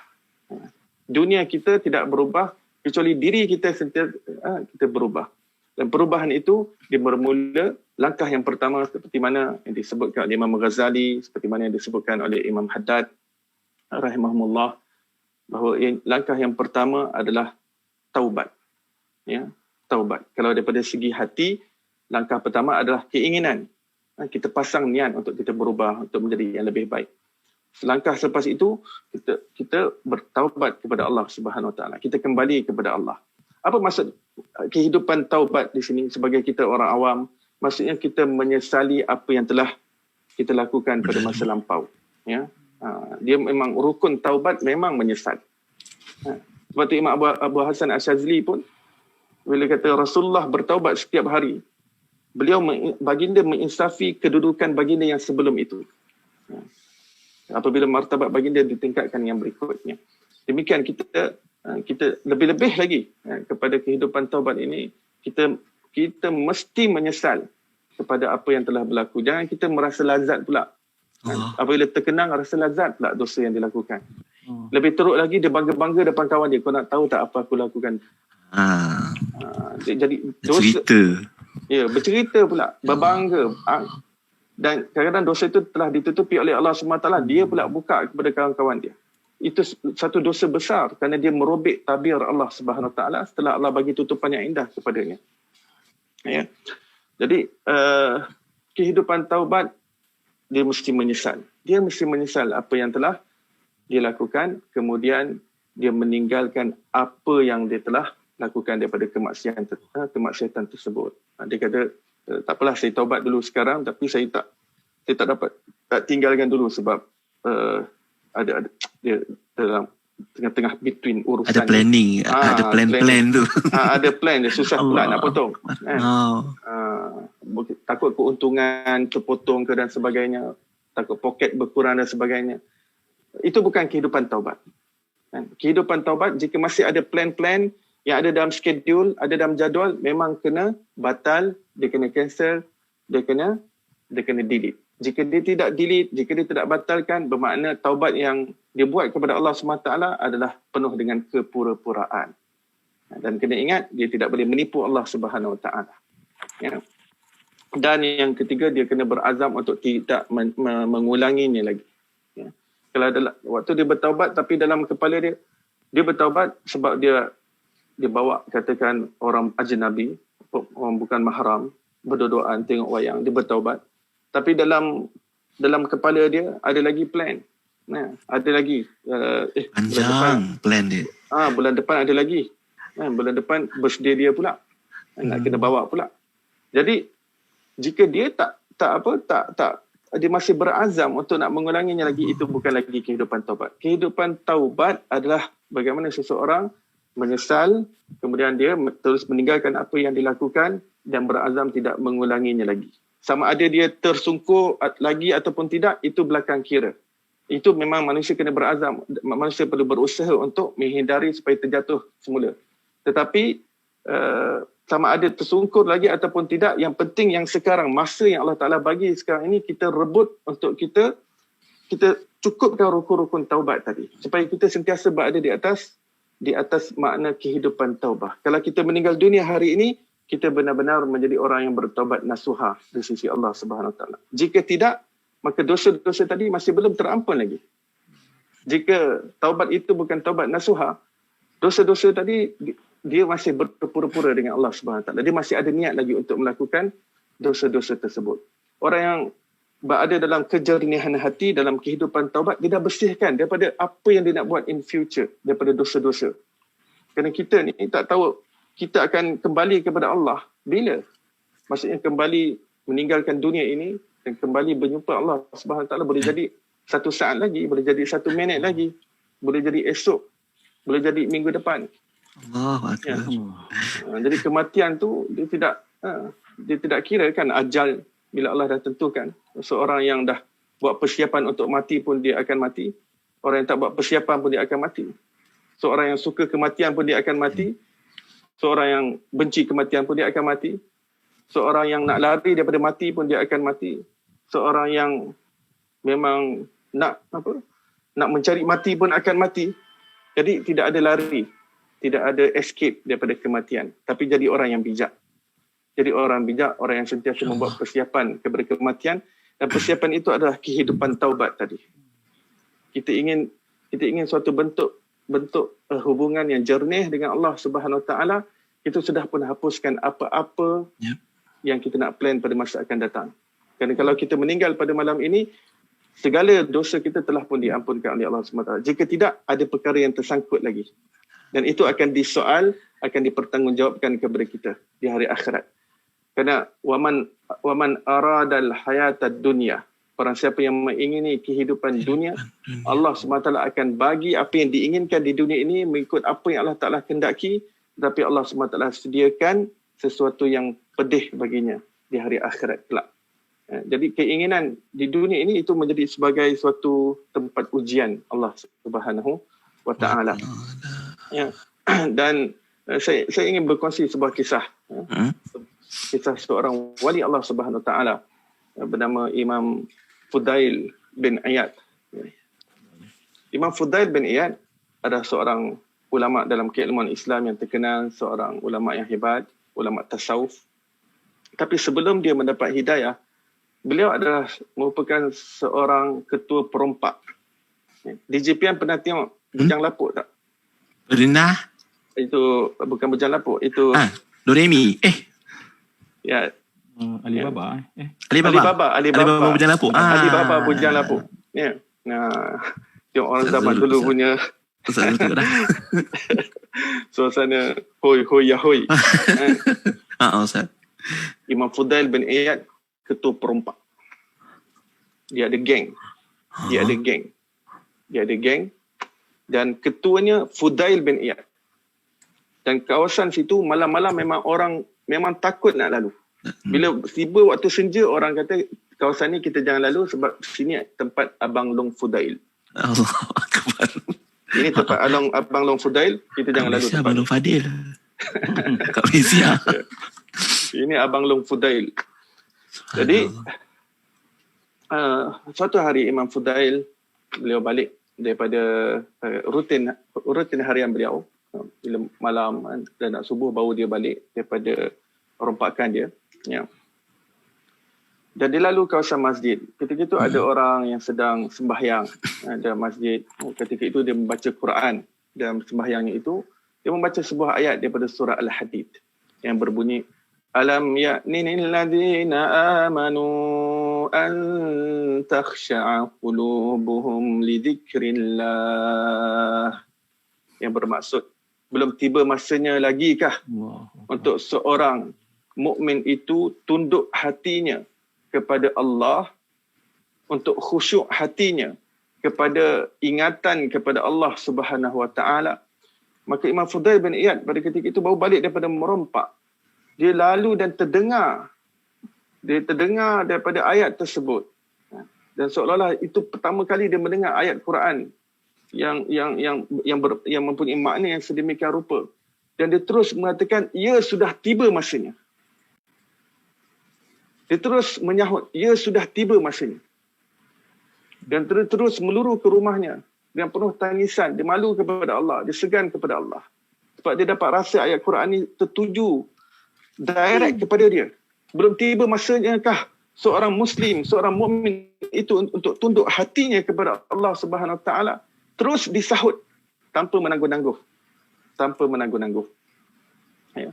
Kerana menangguh-nangguh ini adalah perbuatan syaitan. Syaitan sentiasa menggoda. Kerana syaitan mengetahui apabila hidayah telah mula menyapa seseorang, jika dia tidak menyahutnya, maka boleh jadi hidayah itu datang setahun lagi, 2 tahun lagi, 10 tahun lagi, dan mungkin tak datang terus. Sebab tu apabila seseorang dah mula telah tiba kepadanya hidayah, kalau dia tak sahut, ada suatu keberbahayaan. Dan di situ syaitan dia akan cucuk jarum untuk menangguh-nangguhkan. Jangan beramal, umur kamu panjang lagi, kamu enjoy lagi, kamu nanti waktu tua lah kamu pulun baru nak beribadah ke, kamu nak mendekatkan diri. Tempat tak tua agaknya.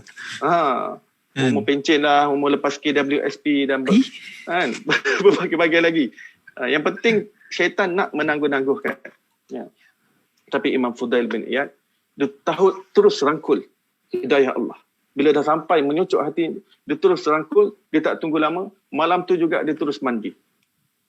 dia terus mandi dan menyucikan dirinya, sembahyang taubat kepada Allah Subhanahu Wa Taala dan menyesali apa yang dilakukan, dan keesokan harinya dia cuba untuk kembalikan harta yang dia boleh kembalikan pada sesiapa, dan kemudian dia terus merantau untuk mencari ilmu dan mencari masyaikh, mencari pembimbing rohani, mursyid, dan sehingga beliau sendiri menjadi wali Allah Subhanahu Wa Taala. Jadi seorang untuk berubah tidak ada istilah terlalu lambat, it's too late untuk berubah. Tidak. Kita boleh jadi umur 40 tahun baru dapat hidayah, 40 tahun kita berubah. Jangan kita tunggu esok. Sebab itu dalam hadis mengatakan, jika kamu berada pada waktu pagi, jangan tunggu waktu petang. Apabila seruan hidayah sudah datang, jangan tunggu. Jangan tangguh-tangguh. Apabila kamu berada pada waktu petang, jangan tunggu sampai waktu pagi. Kerana kita tak tahu bila malaikat maut akan merenggut nyawa daripada jasad kita. Kita tak tahu bila terakhir kita bergelar orang. Bila malam pertama kita jadi jenazah. Bila malam pertama kita bergelar mayat.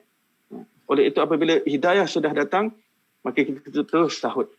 Dan jika kita masih belum mendapat hidayah, kita terus mencari hidayah. Demikian sedikit daripada jawapan. Maksudnya berbalik kepada bersempena tadi, kita dalam Islam yang penting jangan bertangguh. Yang penting kita ada kehidupan taubat yang kita perlu lalui. Ya. Dan dalam Islam ada hari-hari yang tertentu yang kita kena dedahkan diri kita pada curahan rahmat. Kerana di situ boleh jadi ada perubahan yang Allah bagi pada kita. Majlis ilmu. Kita malas nak hadir majlis ilmu, kita hadirkan juga di majlis ilmu. Ni tempat curahan rahmat. Masjid-masjid, rumah-rumah Allah. Kadang-kadang ada orang hadir kematian, sekali dia hadir, dia iring jenazah, terus berubah hidup dia. Kadang-kadang mak bapak dia meninggal, kadang berubah hidup dia. Kadang-kadang dia hadir majlis baca Quran, dia tengah baca Quran, terus macam Imam Fudail bin Iyad sebentar tadi. Macam mana Sayyidina Umar Al-Khattab. Hanya satu ayat, dua ayat dapat mengubah terus kehidupan dia. Menjadi seorang yang sangat tinggi di sisi Allah Subhanahu Wa Taala. Maka waktu-waktu seperti bulan Ramadan, maksud kita dedahkan diri kita, maksudnya kita beramal di dalam, kita beribadah. Jangan masuk bulan Ramadan kita ambil sambil lewat bulan Ramadan. Bila kita mula tunjukkan kesungguhan sedikit kepada Allah Ta'ala, di situ Allah pandang kita. Di situ Allah boleh mengubah kita dengan perubahan yang besar. Ya. Datang bulan-bulan yang mulia seperti Muharram, seperti hari Ashura, seperti hari-hari yang seperti ini, kita gunakan supaya Allah tambahkan lagi hidayah. Ihdinas siratal mustaqim. Sekarang kita dah dapat hidayah. Tapi ulama kata, kenapa kita minta lagi setiap kali dalam solat, supaya kita nak penambahan hidayah daripada Allah Subhanahu Wa Taala. Kita banyak lagi, there is a lot of room to improve ourselves, to improvise ourselves. Ya.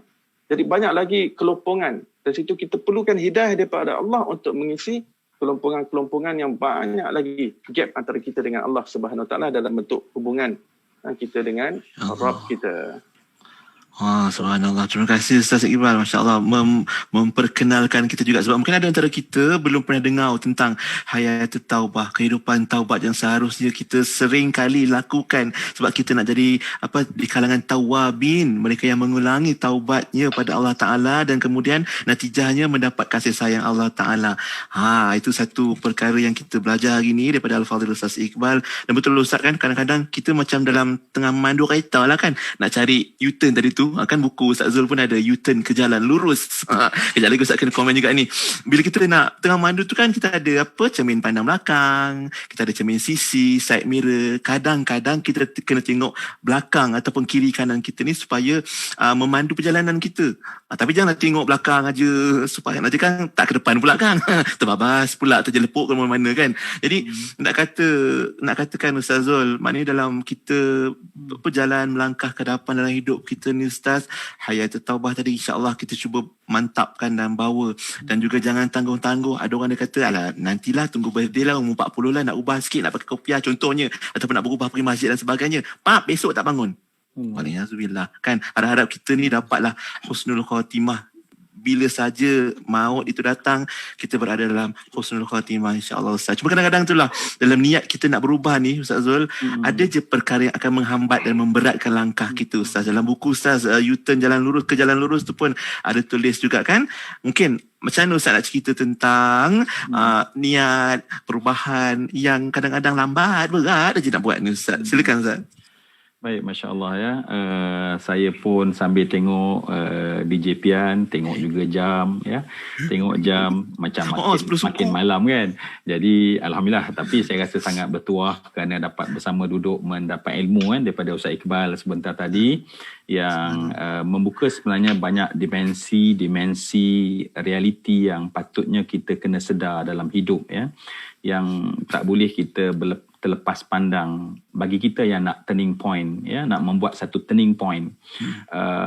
Kalaupun kita dah lakukan turning point, kita nak perkasakan lagi ya, sebab kalau kita tengok dalam tafsir Al-Qurtubi pun bila kita menyebut kalimah ihdina as-sirata al-mustaqima, hidayahkanlah kami ayyi tamassak bihi ya, bukan maknanya Allah, wahai Allah tunjuk, tetapi kokohkan kaki kami. Jadi dimensi yang dibuka oleh Ustaz Iqbal tadi sebenarnya adalah dimensi demi dimensi yang dibuka untuk mengukuhkan kaki-kaki kita. Saya lah terutamanya yang mendengar tausiah daripada Al-Fadhil Ustaz Iqbal sebentar tadi sangat berguna untuk kita gunakan ya. Dan mungkin dalam kesempatan sikit lah DJ, kita tahu moderator ni antaranya jaga masa ya, supaya agaknya 10.30 tu mungkin kita dah boleh melabuhkan tabir perbincangan kan. Apa yang mungkin saya boleh sentuh sedikit untuk diri saya lah terutamanya ya, sebab ramai orang ingin membuat upgrade dirinya pastinya ya, tak ada orang yang nak sama macam hari semalam. Dan hari semalam yang ada mesti dijadikan pedoman dan teladan. Bahkan kalau kita tengok dalam tafsir surah Yasin, apabila Allah menyebutkan tentang kelaku Quraisy, Allah menyebutkan tentang waja'alna min baini aydihim sadda wa min khalfihim sadda fa'aghshaynahum fahum la yubsirun ya. Allah Subhanahu wa taala mengatakan bahawa kami telah menjadikan ya, di hadapan mereka ada dinding dan di belakang mereka ada dinding. Jadi bagi orang-orang yang disebut ghafil ya, lalai itu, mereka ada dinding di hadapan dan mereka ada dinding di belakang, menjadikan mereka itu tertutup ya, ghisyawah, dalam keadaan tertutup, tak tahu mana satu nak pergi nak buat. Baik, saya tak naklah memanjang-manjang untuk kita berbincang, tetapi sebahagian mufassir menyatakan bahawa dinding di belakangmu adalah kamu buta melihat kepada sejarah. Sebab belakang adalah perjalanan kita, sejarah lampau kita, bahkan juga sejarah orang lain. Sebab orang Arab, mereka ada Nabi. Ya? Nabi ni banyaknya dalam Bani Israel. Tetapi Nabi Arab itu dikenali oleh orang Arab. Mereka tahu tentang Nabi-Nabi mereka. Mereka tahu tentang sejarah Madain Saleh, bagaimana kaum Ad, Thamud yang dihancur oleh Allah. Dan ini menjadi sejarah di belakang orang-orang Arab yang Nabi datang kepada mereka. Tetapi tatkala dinding telah terbina di belakang mereka, sejarah tersebut mereka tidak boleh belajar. Dan kita bawa dalam perbincangan kita ya, sebab hidup ni dia ada satu peraturan. Sebelum Allah siapkan alam, Allah buat peraturan alam terlebih dahulu yang Allah menyebutkan sunnatullah. Dan kita mendapati sunnah Allah ni tidak akan terbalik ataupun tertukar. Walan tajida li sunnatillah tabdila. Kamu tidak akan mendapati apa yang Allah dah tetap itu berubah. Maknanya orang jahat zaman dulu akan binasa. Aku jahat sekarang pasti akan binasa. Tetapi orang yang tertutup di belakangnya, ya, di belakangnya tertutup, dia takkan belajar benda perkara seperti ini. Ya. Menjadikan tertutup di belakang dan akhirnya tertutup ke hadapan. Sebab itulah tadi Al-Fadhil Ustaz Ustaz Iqbal telah bawakan kepada kita tentang kematian. Ya. Kalaulah Stephen Covey dalam bukunya 7 Habits, Highly Effective People, salah satu daripada orang yang highly effective people adalah orang yang begin with the end in mind. Maknanya kita membuat perancangan, kita mesti mula daripada the end, bukan mula daripada bulan Januari. Kalaulah perancangan kita tu pada bulan 6, kita begin with the end. Kemudian kita undur ke belakang ke bulan Januari. Kan terbalik macam kita buat perancangan bulan 1, bulan 2, bulan 3, menjadikan kita tidak highly effective people. Baik, Tetapi Nabi mengajarkan kita adalah bukan the end, tetapi the enders. Ya. Apa yang Kat paling mana tu, Ustaz? akhir? Oh, Apa yang paling akhir? enders. Ya, yang paling akhir adalah kematian. Ya. Jadi Allah. kalaulah memikir penghujung itu juga dianggap bijak, highly effective, kita akan jadi seorang yang sangat efisien. Apatah lagi kalau kita meletakkan kematian, ya, meletakkan akhirat. Inilah yang dikatakan saddan di hadapan kita. Kalau kita tidak dapat melihat itu, maknanya kita jadilah seperti orang kafir Quraisy sebentar tadi. Baik, kerana itulah kita perlukan tenaga. Setiap orang yang nak upgrade diri untuk membuat turning point, dia perlu kepada menjadi seorang yang resourceful, seorang yang mempunyai daya sumber. Ya, kita selalu, yalah, bila kita nak buat sesuatu, kita nak minta bajet. Contohnya kan, bajet adalah kita punya daya sumber kita. Tanpa bajet, kita tak boleh nak bergerak sebagai contoh. Maka kalau kita nak upgrade diri buat turning point, tentu kita perlukan kepada sumber. Maka sumber yang Nabi ajar, sebab itulah Imamul Bukhari, ya, dan kebanyakan daripada para ulama yang menghimpunkan tidak sebanyak hadis Imamul Bukhari, seperti contoh Imam Ibn Rajab Al-Hambali, contohnya Imam Nawawi sebagai contoh. Dia akan belajar tentang meletakkan kedudukan hadis. Maka sebab tu hadis yang pertama, hadis niat. Ya, Imam Al-Bukhari meletakkan hadis niat dan murid-murid beliau akan ittiba', meletakkan soal niat. Sebab rupanya bila kita tengok dalam dunia moden, ya, orang-orang motivasi, ya, orang-orang pengkaji tentang neuro percaya bahawa kekuatan niat adalah satu sumber terpenting untuk seseorang itu mencari sumber untuk dia tu upgrade diri dia. Maknanya memperkasakan niat, memperjelaskan niat. Sebab tu saya bila kita tengok, ya, kenapa dalam mazhab Syafi'i sebagai contoh adanya talaffuz bin niyyah. Kenapa adanya lafaz niat? Kita belajar kan usalli fardhu zuhri. Kita tak nak sentuh dari sudut fiqhnya, perbincangannya bagaimana perkara tersebut. Tetapi dari segi psikologi, rupanya sesuatu niat yang bila kita affirmkan dia dengan perkataan, maka sesuatu niat itu menjadi kuat. Dan orang yang kuat niatnya, dia akan kuat dan dia akan boleh kuat untuk upgrade diri dia. Jadi sebab tu sesuatu benda yang kita niatkan, memang niat tu dalam hati. Kalau kita tak cakap pun dah sah dah. Tetapi pengukuhan. Dan dikatakan bahawa energy follows intention. Rupanya tenaga untuk kita upgrade diri ada pada niat. Jadi sebab tu kita kena pasang niat. Sebab itulah Nabi betul-betul sebut tentang innamal a'malu binniyat wa innamal likulli imri'in ma nawa, ya. Dan itu diletakkan oleh Imam Al-Bukhari sebagai hadis yang pertama. Anak murid beliau Imam Muslim meletakkan kat mana nak letak niat? Letak dalam Islam, iman dan ihsan. Baik, ini semua masya-Allah menyedarkan kepada kita bahawa kita perlu kepada the do's. Dan the do's yang pertama adalah sharpen kita punya, tajamkan kita punya niat. Cakap dalam diri kita dan besarkan niat kita. Jelaskan niat kita. Kita make it present. Kita make it personal. Ya? Kita jadikan dia sekarang. Dijadikan dia itu adalah aku punya niat. Jadi sebab tu tang niat kena aku, jangan kami. Ya? Kalau kami itu aku tak buat, orang lain dah buat dah. Kita katakan bahawa aku yang membuatnya. Baik. Kemudian sebab nak menyentuh juga persoalan supaya at least dapatlah 2 markah, ya. Kalau tidak kan DJPN bagi Ya Allah, markah saya kan. A+ dah tu Ustaz. A+ sangat dah jawapan-jawapan malam ni. Allahu Akbar. Maknanya apakah pula the don'ts, ya, untuk kita, sebab kita nak upgrade diri, kadang-kadang kita hanya memikirkan perkara-perkara yang perlu aku buat. Tetapi sebenarnya saya tak payah cakap banyak sebab Al-Fadhil Ustaz Iqbal dah sentuh dah pun, ya. Cuba bayang, Usain Bolt. Dari Okey, alhamdulillah. Sebab orang kuat zikir ni kadang-kadang masya-Allah, manalah anda tahu Sayyidina Hussein tahu kan, dia Bolt, ya. Jadi Ustaz Akbar, kita nak bercakap dengan orang soleh ni kena padan-padan, ya, khatibin nas ala, ya. Sebab kadang-kadang baik, Usain Bolt kan, cuba bayang, ya. Dia ada semua potensi. Of course, dia ada semua potensi dan dia berlatih untuk dia upgrade potensi dia.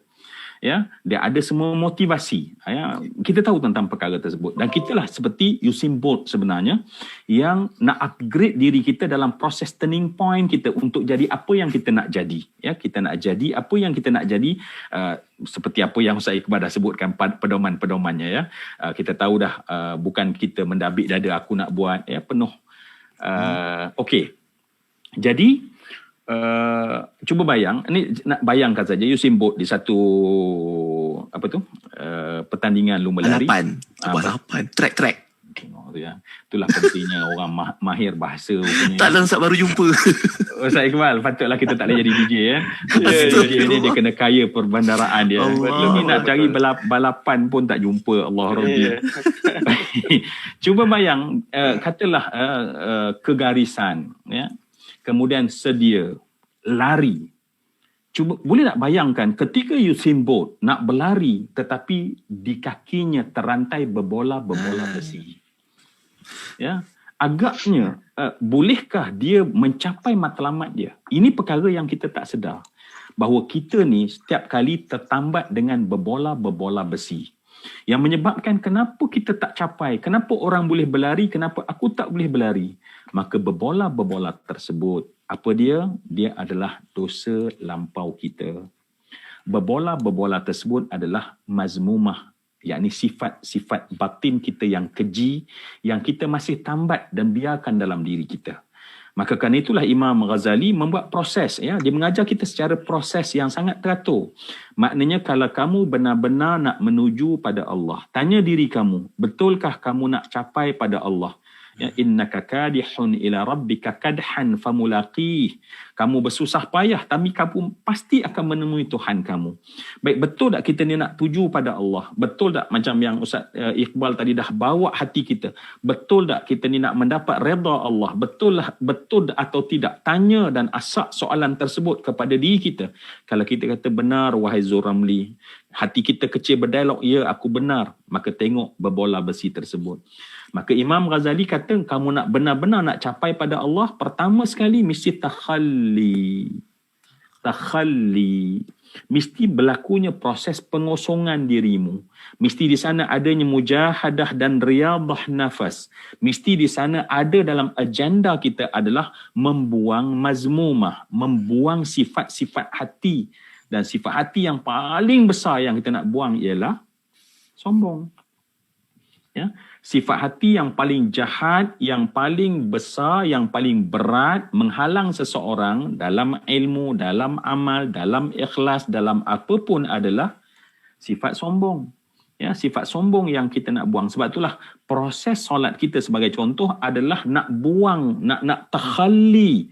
Sebab itu kita mulakan solat dengan takbir. Maknanya membesarkan supaya lahir kerdil kecil kamu. Tapi malang sekali, kita tak tahu berapa ratus kali kita dah angkat takbir.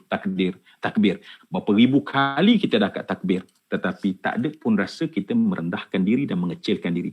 Sedangkan dia adalah proses takhalli. Dia adalah proses pengosongan, nak mengecilkan engkau, nak menjadikan engkau tawaduk. Berapa banyak kita melangkah ke masjid, ya, kita langkah ke dalam masjid, kita pijak permaidani masjid, kita rasa bagaimana kasarnya kapet tersebut. Sedangkan masjid kita langkah dengan kaki kanan untuk kamu merendahkan diri kamu. Sehingga ulama menyatakan bahawa kalimah masjid yang sepatutnya masjad ditukar baris atas menjadi baris bawah kerana baris atas tidak melambangkan kerendahan. Maka jin fathah, sebab cuba bayang kita datang nak merendahkan diri, fathah diletak di bawah huruf jin supaya kita rasa aku nak merendah diri. Tetapi betapa banyak langkah kita ke masjid tapi masih sombong lagi dengan ilmu kita, dengan amal kita, dengan baik kita, sombong dengan harta kita. Maka sebab itu proses takhalli itu tak berlaku secara serius. Kita tak nampak the process. Kita nampak hanya tajuk-tajuk, oh ada ibadat, ada solat. Jadi sebab itu bila kita membuang semua ilmu ini, saya suka bila Al-Fadhil Ustaz Iqbal menyebut Syekh Abu Hasan Syazili, kita juga biasa mendengar apa yang dikatakan oleh Syekh Abu Hasan Syazili, man lam yataghal bihadhihi al-ulum mata musirran 'alal kaba'ir wa huwa la ya'lam. Apa dikatakan dan ingat kepada kita? Malam yataghal. Barang siapa lam yataghalghal, taghalghala ni rubai ya, taghalghala yataghalghalu taghalghulan mutaghalghilun mutaghalghalun taghalghal tataghalghal mutaghalghalun mutaghalghalun. keadaan air bila dia dah betul-betul menggelegak, kan? Sebab air tu kalaulah dia kita panaskan belum sampai taghalghal, kita dah off dia, minum sakit perut adatnya, kata doktor. Maknanya ilmu tentang bagaimana kita nak menyucikan hati, ilmu nak nampakkan rupanya ya Allah mazmumah aku ni banyak berbola besi ni, kita tak nampak pun, tapi yang kita nampak, kenapa aku nak pergi ke depan tak boleh, kenapa aku nak perform tak perform, kenapa aku solat tetapi tak menangis, kenapa aku sujud pada Allah tetapi tak rasa hina diri aku, kenapa aku sebutkan betapa suci Allah tetapi hatiku kotor penuh dengan najis bangkai dalam diri kita, yang seolah kalau kita buka dada kita ni, seluruh penduduk dunia mati dengan sebab busuknya dosa kita, mazmumah yang kita ada. Tetapi kita get used dengan dia, kita duduk santai-santai selamberok je, tak ada rasa apa pun dan tak rasa berdosa pun dengan Allah, sebab kita tak buat the proses. Sebab orang yang nak upgrade diri dia bukan hanya tengok potensi tetapi melihat aku ada kerja. Sebab tu membuat planning tadi, dia ajar barulah takhalli, barulah tahalli, kan? Barulah adanya proses mengisi sifat-sifat baik, tetapi mesti melalui proses takhalli terlebih dahulu yang dikatakan. Dan sebab itulah sejauh mana kita tolerate dengan sifat mazmumah kita tolerate dengan dosa kita, maka sebenarnya akhirnya apa yang kita nak jadi baik, saya tak nak bercakap secara negatif, tetapi sebab itu potensi kita akan lenyap, akan tersejat begitu saja, dan kita jadi orang yang sama macam tahun 2000 dulu. 20 tahun dulu, 20 tahun dulu sama saja ya. Mukanya nampak makin tua, tetapi sebenarnya di sisi Allah tetap sama. Jadi DJ Pian ya, saya bercakap ni bukan untuk orang, tapi untuk diri saya sendiri, sebab itu disebut oleh ulama untuk kita. Dan Imam, saya tak habiskan tadi terjemahan, man lam yataghalghal bihadhil ulum, orang yang tak masak dengan ilmu yang tentang hati ini, kata Syekh Abu Hasan Syazili, mata musirran alal kabair, mati dia kekal dalam dosa besar, sedang dia tak tahu pun ada sombong, buat relax je, rupanya sombong ada, sedangkan kita tahu bahawa sombong tu tak payah banyak, sebesar zarrah Allah dah isytihar perang pada kita. Jadi Allahu Akbar ya. Dan apatah lagi kita adalah apa lagi? Ada hasad, ada ujub, ada riya, ada sum'ah yang kita tak tengok pun dan kita tak takhallikan pun. Dan pada saat kita buka kunci tersebut, berbola besi tersebut tanggal, tengok Usain Bolt berada di hadapan. Itu harapan kita insya-Allah di JPN. Masya Allah.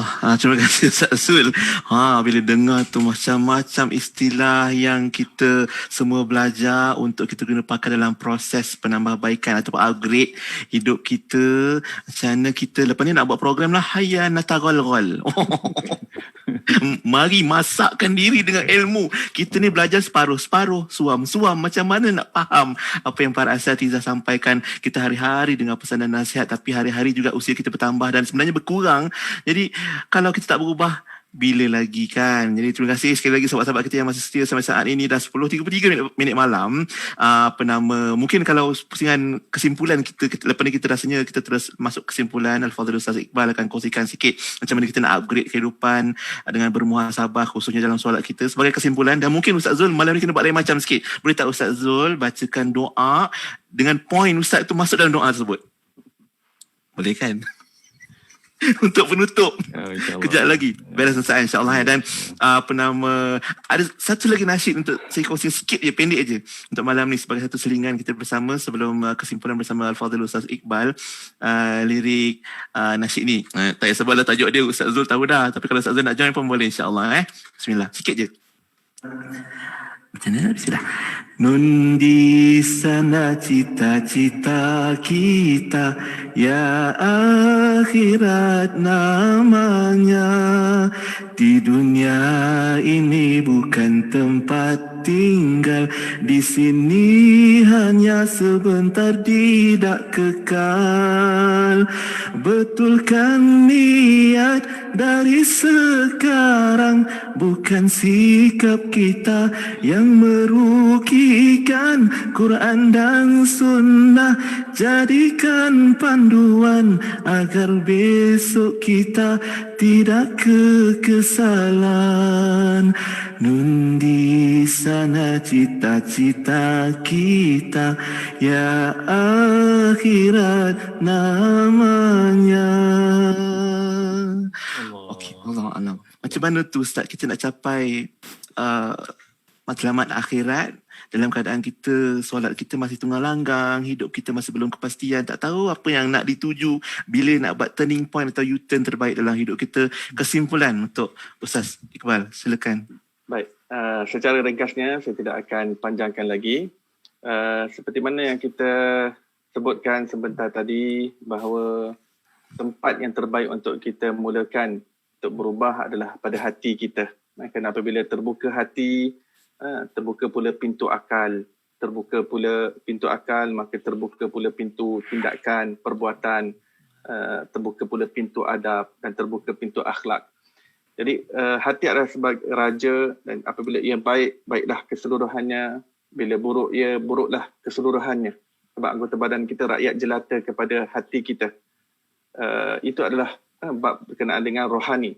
Tapi berkaitan dengan zahir kita, amalan kita, bila kita kata nak berubah, hatta taubat tadi pun sebenarnya rukunnya menyesal itu pun suatu suasana hati sebenarnya.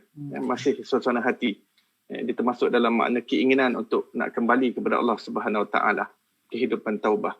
Tapi daripada segi amalan zahir, apabila kita nak berubah, kita mulakan dengan solat. Kerana Rasulullah SAW mengatakan hadis yang seumpama macam hati. Tapi Rasulullah mengatakan solat adalah yang pertama sekali akan dihisap oleh Allah Subhanahu Wa Taala di hari akhirat. Dan banyak-banyak amalan, satu-satunya amalan yang pertama sekali dipandang oleh Allah, dinilai oleh Allah adalah solat kita. Inna awwala ma yuhasabu bil 'abdu yaumal qiyamah salatuhu. Solat adalah perkara pertama yang akan disoal. Jika solat okey, maka amalan yang lain pun akan okey. Ikut sama. Jika solat KO, yang lain pun akan menjadi tertangguh. Dari lambat perhisaban tersebut akan menjadi lambat. Kerana solat tersebut, masalah solat. Jadi, untuk kita nak berubah, pertama sekali kita betulkan solat kita. Allah wajibkan kita 5 kali sehari dan semalam. Kerana Allah tahu kita perlukan Allah Subhanahu Wa Taala. Hati kita yang penuh kesibukan dengan banyak problem dunia, banyak dengan ujian-ujian dunia. Allah tahu hati kita perlu kepada Rabb. Hati kita berhajat untuk berdialog dengan pencipta, mengadu dengan pencipta, berbisik-bisik dengan pencipta. Maka Allah setkan 5 kali appointment secara wajib, secara fardu, sebagai suatu perjumpaan yang penuh percintaan. Solat adalah istana percintaan, istana perjumpaan antara kita dengan Allah Subhanahu Wa Taala untuk kita berbisik. Maka apabila kita dapat jaga istiqamah solat, maka akan berlaku perubahan. Dan di situ menjadi pengukur kepada kita. Kalau kita masih terjebak dengan fahsyat dan mungkar, ulama kata bermakna kita masih belum betulkan solat kita. Kita masih belum tunaikan hak-hak solat. Hati kita belum hadir lagi bersama Allah. Selagi kita masih terjebak dengan fahsyat dan mungkar, maka di situ adalah kayu ukur bahawa solat kita masih belum betul lagi. Bila solat belum betul, bermakna hubungan kita dengan Allah masih banyak lagi perlu diperbaiki. Tapi apabila hati kita sudah terbuka untuk terpaut dengan solat, di situ ada pintu yang besar untuk hati itu terpaut pula dengan Allah Subhanahu Wa Taala. InsyaAllah. Masya-Allah. Sebagai penutup malam ini, kita bermula malam ini. Bila kita sebut past, present and future, kenapa sekarang kita sebut present? Sebab dia memang present daripada Allah Subhanahu Wa Taala. Hadiah untuk kita. Untuk esok, satu saat akan datang kita tak tahu akan datang atau tidak. Yang berlalu telah lepas. Dan apa yang ada untuk kita rebut, untuk kita berubah adalah sekarang. Seperti mana Al-Fadhil Ustaz Zul Ramli mengatakan. Malam ini, hari ini kita terus berubah. Kita terus set kita punya alam kita. Kita banyak set alam kita untuk banyak kita punya urusan dunia kita. Nak jumpa customer, untuk klien. Hari ini kita set untuk berjumpa dengan Allah Subhanahu Wa Taala. Kita set untuk bangun sebelum subuh kita dah bangun. Ada orang takut nak set alam dia. Sebab mengganggu tidur dia. Bila dia tak set alam dia, kadang-kadang sampai subuh gajah.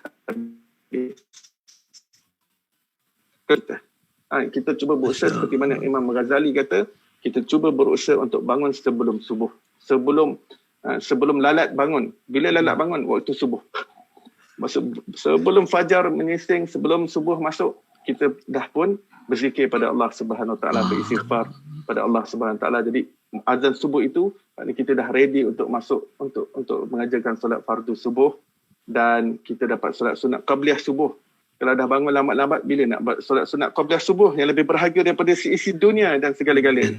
Maka kita mulakan dengan jaga solat subuh kita dan jaga solat-solat yang lain. Mudah-mudahan Allah kurniakan keberkatan dan perubahan yang besar pada impak yang besar pada rohani kita. Amin ya rabbal alamin. Terima kasih Ustaz. Moga-moga lepas ni dengar pesanan Ustaz Iqbal, Ustaz Azhar Ramli malam ni, ramai yang bila nak dirikan solat tu dia akan rasa semangat, rasa seronok. Dia bukan rasa macam terpaksa, bentang sajadah, malas-malas. Tambah-tambah lagi pada yang pergi vacation, holiday dengan keluarga, kadang-kadang kita duk fikir apa? Nak cari tempat tidur yang selesa, tempat yang selesa, sejuk dan tenang. Pernah tak kita fikir nak cari tempat percutian yang ada tempat solat yang kita boleh bermunajat dengan Allah Ta'ala dengan tenang? Kan? Jom kita sampai ke penghujung pada malam ini. Terima kasih Ustaz Iqbal. Ustaz Azhar mungkin nak memimpin doa untuk kita sama-sama aminkan malam ni. Dan jangan lupa juga sahabat-sahabat kita yang bersama di Facebook, kat bawah forum kita ni ada nombor akaun di situ-situ, adalah nombor akaun untuk tabung dakwah Dewan Dakwah Majlis Dakwah Negara, yang mana anda boleh membantu untuk jalan-jalan dakwah yang dilaksanakan oleh para asatizah kita di MDN untuk membantu juang dakwah para asatizah kita, insya-Allah. Ustaz Zul, kalau ada kesimpulan sikit ataupun doa terus, fadal masykurah Ustaz. Baik, alhamdulillah saya menyambung daripada sedikit sebelum doa pun pendek je kan. Daripada Fadil Ustaz Iqbal sebentar tadi, maknanya fokus tentang solat benar kerana turning point Rasulullah daripada fasa Mekah kepada fasa kecemerlangan Madinah. Turning pointnya adalah pada Isra' wal Mi'raj, maknanya pada solat. Jadi benar sekali apa yang telah dipesan oleh Ustaz Iqbal. Kita jangan sembang banyak sangat sampai kita tak boleh nak buat. Fokus kepada benda yang menguatkan kita, yang tidak ada taranya, yakni solat kita tu ya. Jadi DJ Pian kenapa macam lain tak ada tu? Ustaz Iqbal. Ada, saya dengar. DJ Pian macam putus ya? Ada ke? DJ Fian? Okey. Okey, alhamdulillah ya. InsyaAllah. Maaf Ustaz ada teknikal sikit. Okey, insyaAllah ya. Yalah, nak suruh kita berhenti tu kadang-kadang macam cara nak message digunakan ya. Tak apa. Terima kasih. Okey, baik. Dan mungkin akhir sekali saya mengulang apa yang disebutkan oleh satu ingatan. Man arada mu'nisan fallahu yakfi, wa man arada hujjatan fal qur'anu yakfi, wa man arada al-ghina fal qana'atu takfi, wa man arada wa'idhan fal mautu yakfi, wa man lam yakfihi min kulli hadha fannaru takfi. Allah.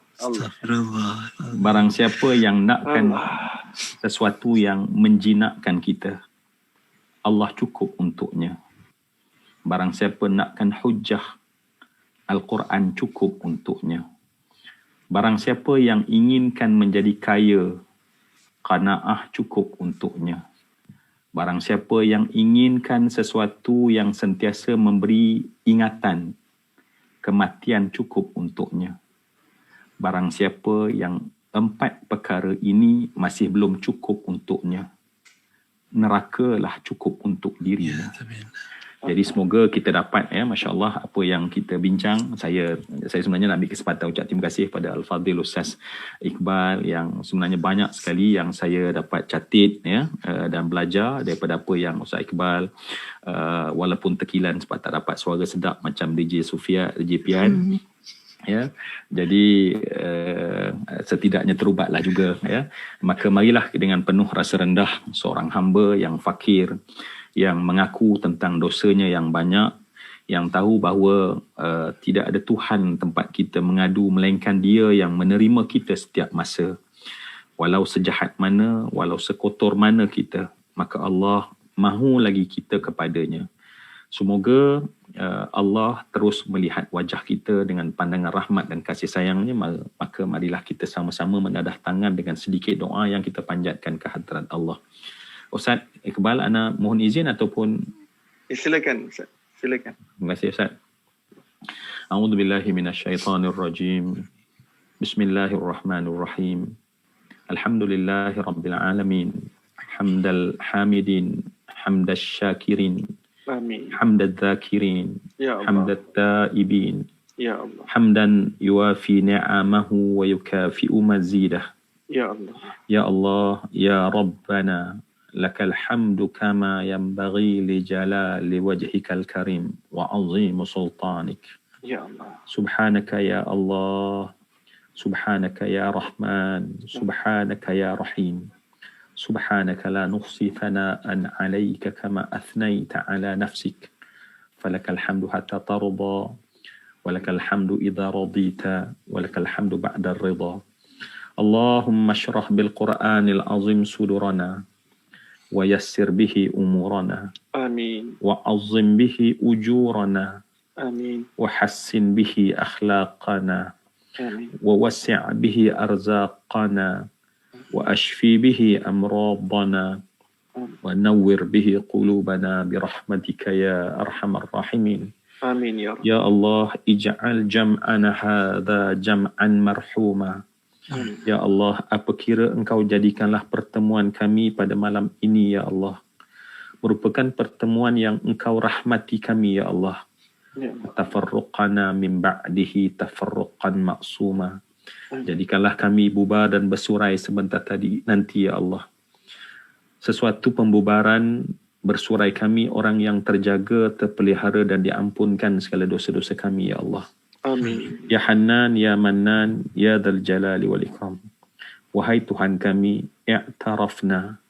Kami mengaku akan kelemahan kami, Ya Allah. Kami mengaku akan dosa-dosa kami, Ya Allah. Kami mengaku betapa sombongnya kami kepadamu, Ya Allah. Ya Allah. Kami mengaku, Ya Allah, betapa kami ini kerdil, Ya Allah. Tetapi begitu berani derhaka kepadamu, Ya Allah. Ya Allah, sehingga kami sedar seluruh kederhakaan itu, Ya Allah, di atas nikmat yang Engkau berikan kepada kami, di atas kurnia yang Engkau berikan kepada kami. Engkau sebaik-baik Tuhan buat hamba, Ya Allah. Tetapi kami sejahat-jahat hamba kepada Engkau sebagai Tuhan kami, Ya Allah. Ya Allah. Ya Allah, Ya Tuhan kami, setiap saat yang berlalu kami sering menzalimi diri kami sendiri, Ya Allah. Maka pada malam yang penuh dengan keberkatan ini, Ya Allah, kami tadahkan tangan-tangan ini untuk kami memohon keampunan daripada-Mu, Ya Allah. Ampunkanlah segala dosa kami, Ya Allah. Lepaskanlah kami dengan dosa-dosa yang kami telah lakukan, Ya Allah. Bersihkanlah hamba yang kotor ini, Ya Allah, dengan pintu keampunan daripada-Mu, Ya Allah. Wahai Tuhan kami, kurniakanlah kami untuk sentiasa bertaubat kepada-Mu, Ya Allah. Dan kurniakanlah kami taubat tertinggi, taubat sebelum kami dimatikan oleh Engkau, Ya Allah. Ya Hannan, Ya Mannan, Ya Dzal Jalali wal Ikram. Tidak ada pun seorang daripada kami yang menadah tangan ini, Ya Allah, yang mau berada di tempat dan kedudukan yang sama, Ya Allah. Kami tahu bahawa umur kami kian bertambah, maka tambahlah kami kian dekat kepadamu, Ya Allah. Kian kenal kepadamu, Ya Allah. Kian tunduk kepadamu, Ya Allah. Kian banyak melakukan ketaatan kepadamu, Ya Allah. Rabbana ij'alna, wahai Tuhan kami, Engkau jadikan kepada kami, Ya Allah, muqimas salah, orang yang benar-benar membangunkan solat, Ya Allah, yang menjaga solat kami, Ya Allah, yang benar-benar mempertahankan solat kami, Ya Allah, wa min dzurriyyatina, Ya Allah, dan juga daripada zuriat kami, Ya Allah, yang mendirikan dan menjaga solat, Ya Allah. Wahai Tuhan kami, berilah sentiasa kepada kami keampunan daripada-Mu, kerahmatan daripada-Mu, keberkatan daripada-Mu, Ya Allah. Jauhkanlah kami daripada sebarang musibah, bala bencana, Ya Allah. Jadikanlah setiap yang menadah tangan pada saat ini, Ya Allah, dilepaskan daripada COVID-19 dan wabak ini, Ya Allah. Amin. Ya Allah, Ya Tuhan kami Kami mengaku bahawa kami ini tidak pandai, ya Allah. Kami lemah, ya Allah. Berilah kami kekuatan, ya Allah. Wahai Tuhan kami, berilah kami sentiasa jalan untuk mengikut jalan para nabi-Mu, ya Allah. Apatah lagi, ya Allah, penghulu kepada nabi yang telah dikurniakan kepada kami untuk mengikutnya, ya Allah. Ya Allah, jadikanlah kami sentiasa berdamping dengan nabi itu, ya Allah, dengan sayang kami yang penuh terhadap baginda Rasulullah sallallahu alaihi wasallam. Wahai Tuhan kami, berilah kami ilmu yang bermanfaat. Berilah kami amal yang diterima. Jadikanlah kami doa yang didengar oleh Engkau, ya Allah. Wahai Tuhan kami, ampunlah dosa kami dan ampunlah dosa ayah dan ibu kami, ya Allah. Angkatlah darjat ayah kami, ya Allah. Angkatlah darjat ibu kami, ya Allah. Tinggilah mereka, tinggikanlah kedudukan mereka setinggi-tingginya, ya Allah. Kerana kami tahu bahawa walau sebanyak mana kami menadahkan tangan kami, kami tidak pernah mampu untuk membalas jasa dan kebaikan mereka, ya Allah. Andai ada kelemahan mereka dalam mendidik kami, janganlah Engkau tanya dan azab mereka di atas kelemahan itu, ya Allah. Kerana sayang mereka lebih besar terhadap kami. Wahai Tuhan kami, pandanglah kami dengan rahmat dan kasih sayang-Mu. Janganlah memandang kami dengan marah dan benci-Mu di atas dosa kami, ya Allah. Selamatkanlah kami di alam kubur, ya Allah. Lapangkanlah kubur nanti buat kami, ya Allah. Janganlah Engkau gelapkan, tapi terangkanlah, ya Allah. Janganlah Engkau keji dan busukkan, ya Allah, tetapi harum dan wangikanlah, ya Allah. Engkau berilah hiburan daripada syurga buat kami di alam kubur nanti, ya Allah. Ya Allah, tolonglah kami jangan keseorangan di hari akhirat, ya Allah, di padang mahsyar, ya Allah. Engkau simpan kami di bawah arasy-Mu, ya Allah. Engkau letaklah kami bersama dengan para pejuang yang pernah menumpahkan darah merah mereka di atas agama ini, ya Allah. Para ulama dengan tinta-tinta mereka, ya Allah. Wahai Tuhan kami, ketika 1000 orang yang berjalan di atas talian sirat, hanya seorang yang terselamat, maka jadikanlah kami orang yang terselamat itu, ya Allah. Janganlah Engkau jadikan kami daripada orang yang rugi itu, ya Allah. Tuliskanlah setiap nama yang menadah tangan pada saat ini, ya Allah. Ada nama kami dalam daftar ahli syurga, ya Allah. Amin. Jangan ada walau seorang, ya Allah, di kalangan kami dan anak kami, ya Allah, yang namanya tertulis dan terpahat sebagai penghuni neraka Jahannam. Tubuh kami kerdil, ya Allah, untuk merasai bagaimana sakitnya buah zakum, ya Allah.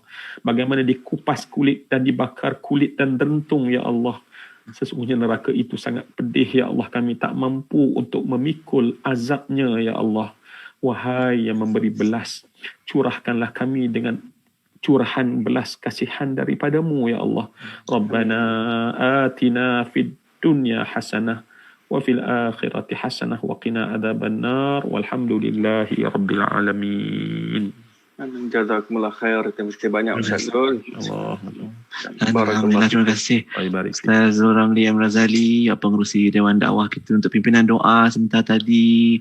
Ustaz Iqbal Zain untuk perkongsian ilmunya pada malam ini, dan juga sahabat-sahabat sekalian yang bersama kita dari awal sampailah penghujung untuk forum kita yang dibawakan oleh Dewan Dakwah Majlis Dakwah Negara untuk malam ini. Dan insya-Allah yang baik pastinya dari Allah Subhanahu Wa Taala, dan kurang silap khilaf itu minta maaf banyak-banyak Ustaz ya, Ustaz Iqbal, Ustaz Zul, kalau ada tersilap, tersinggung ke apa, terguris dengan apa yang saya bawakan malam ini.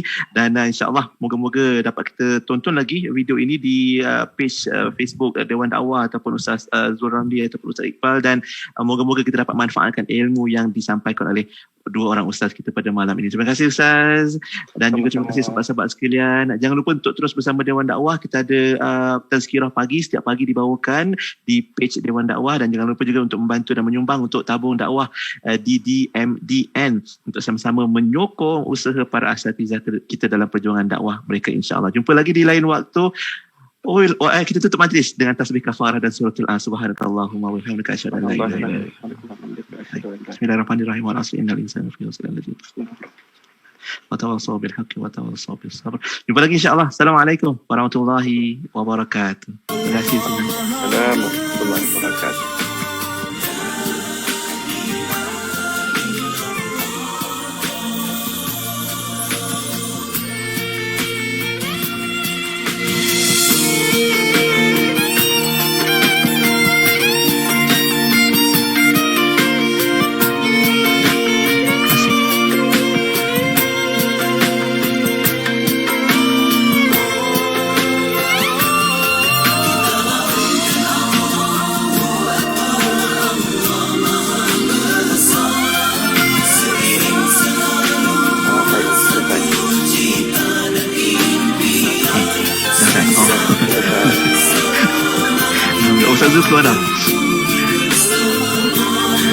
suara.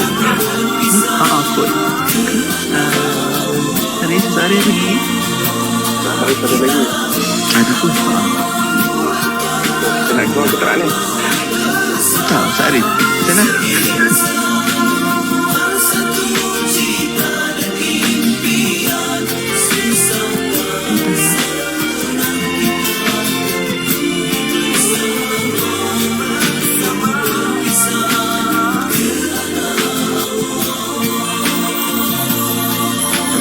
Berpisah kerana Allah.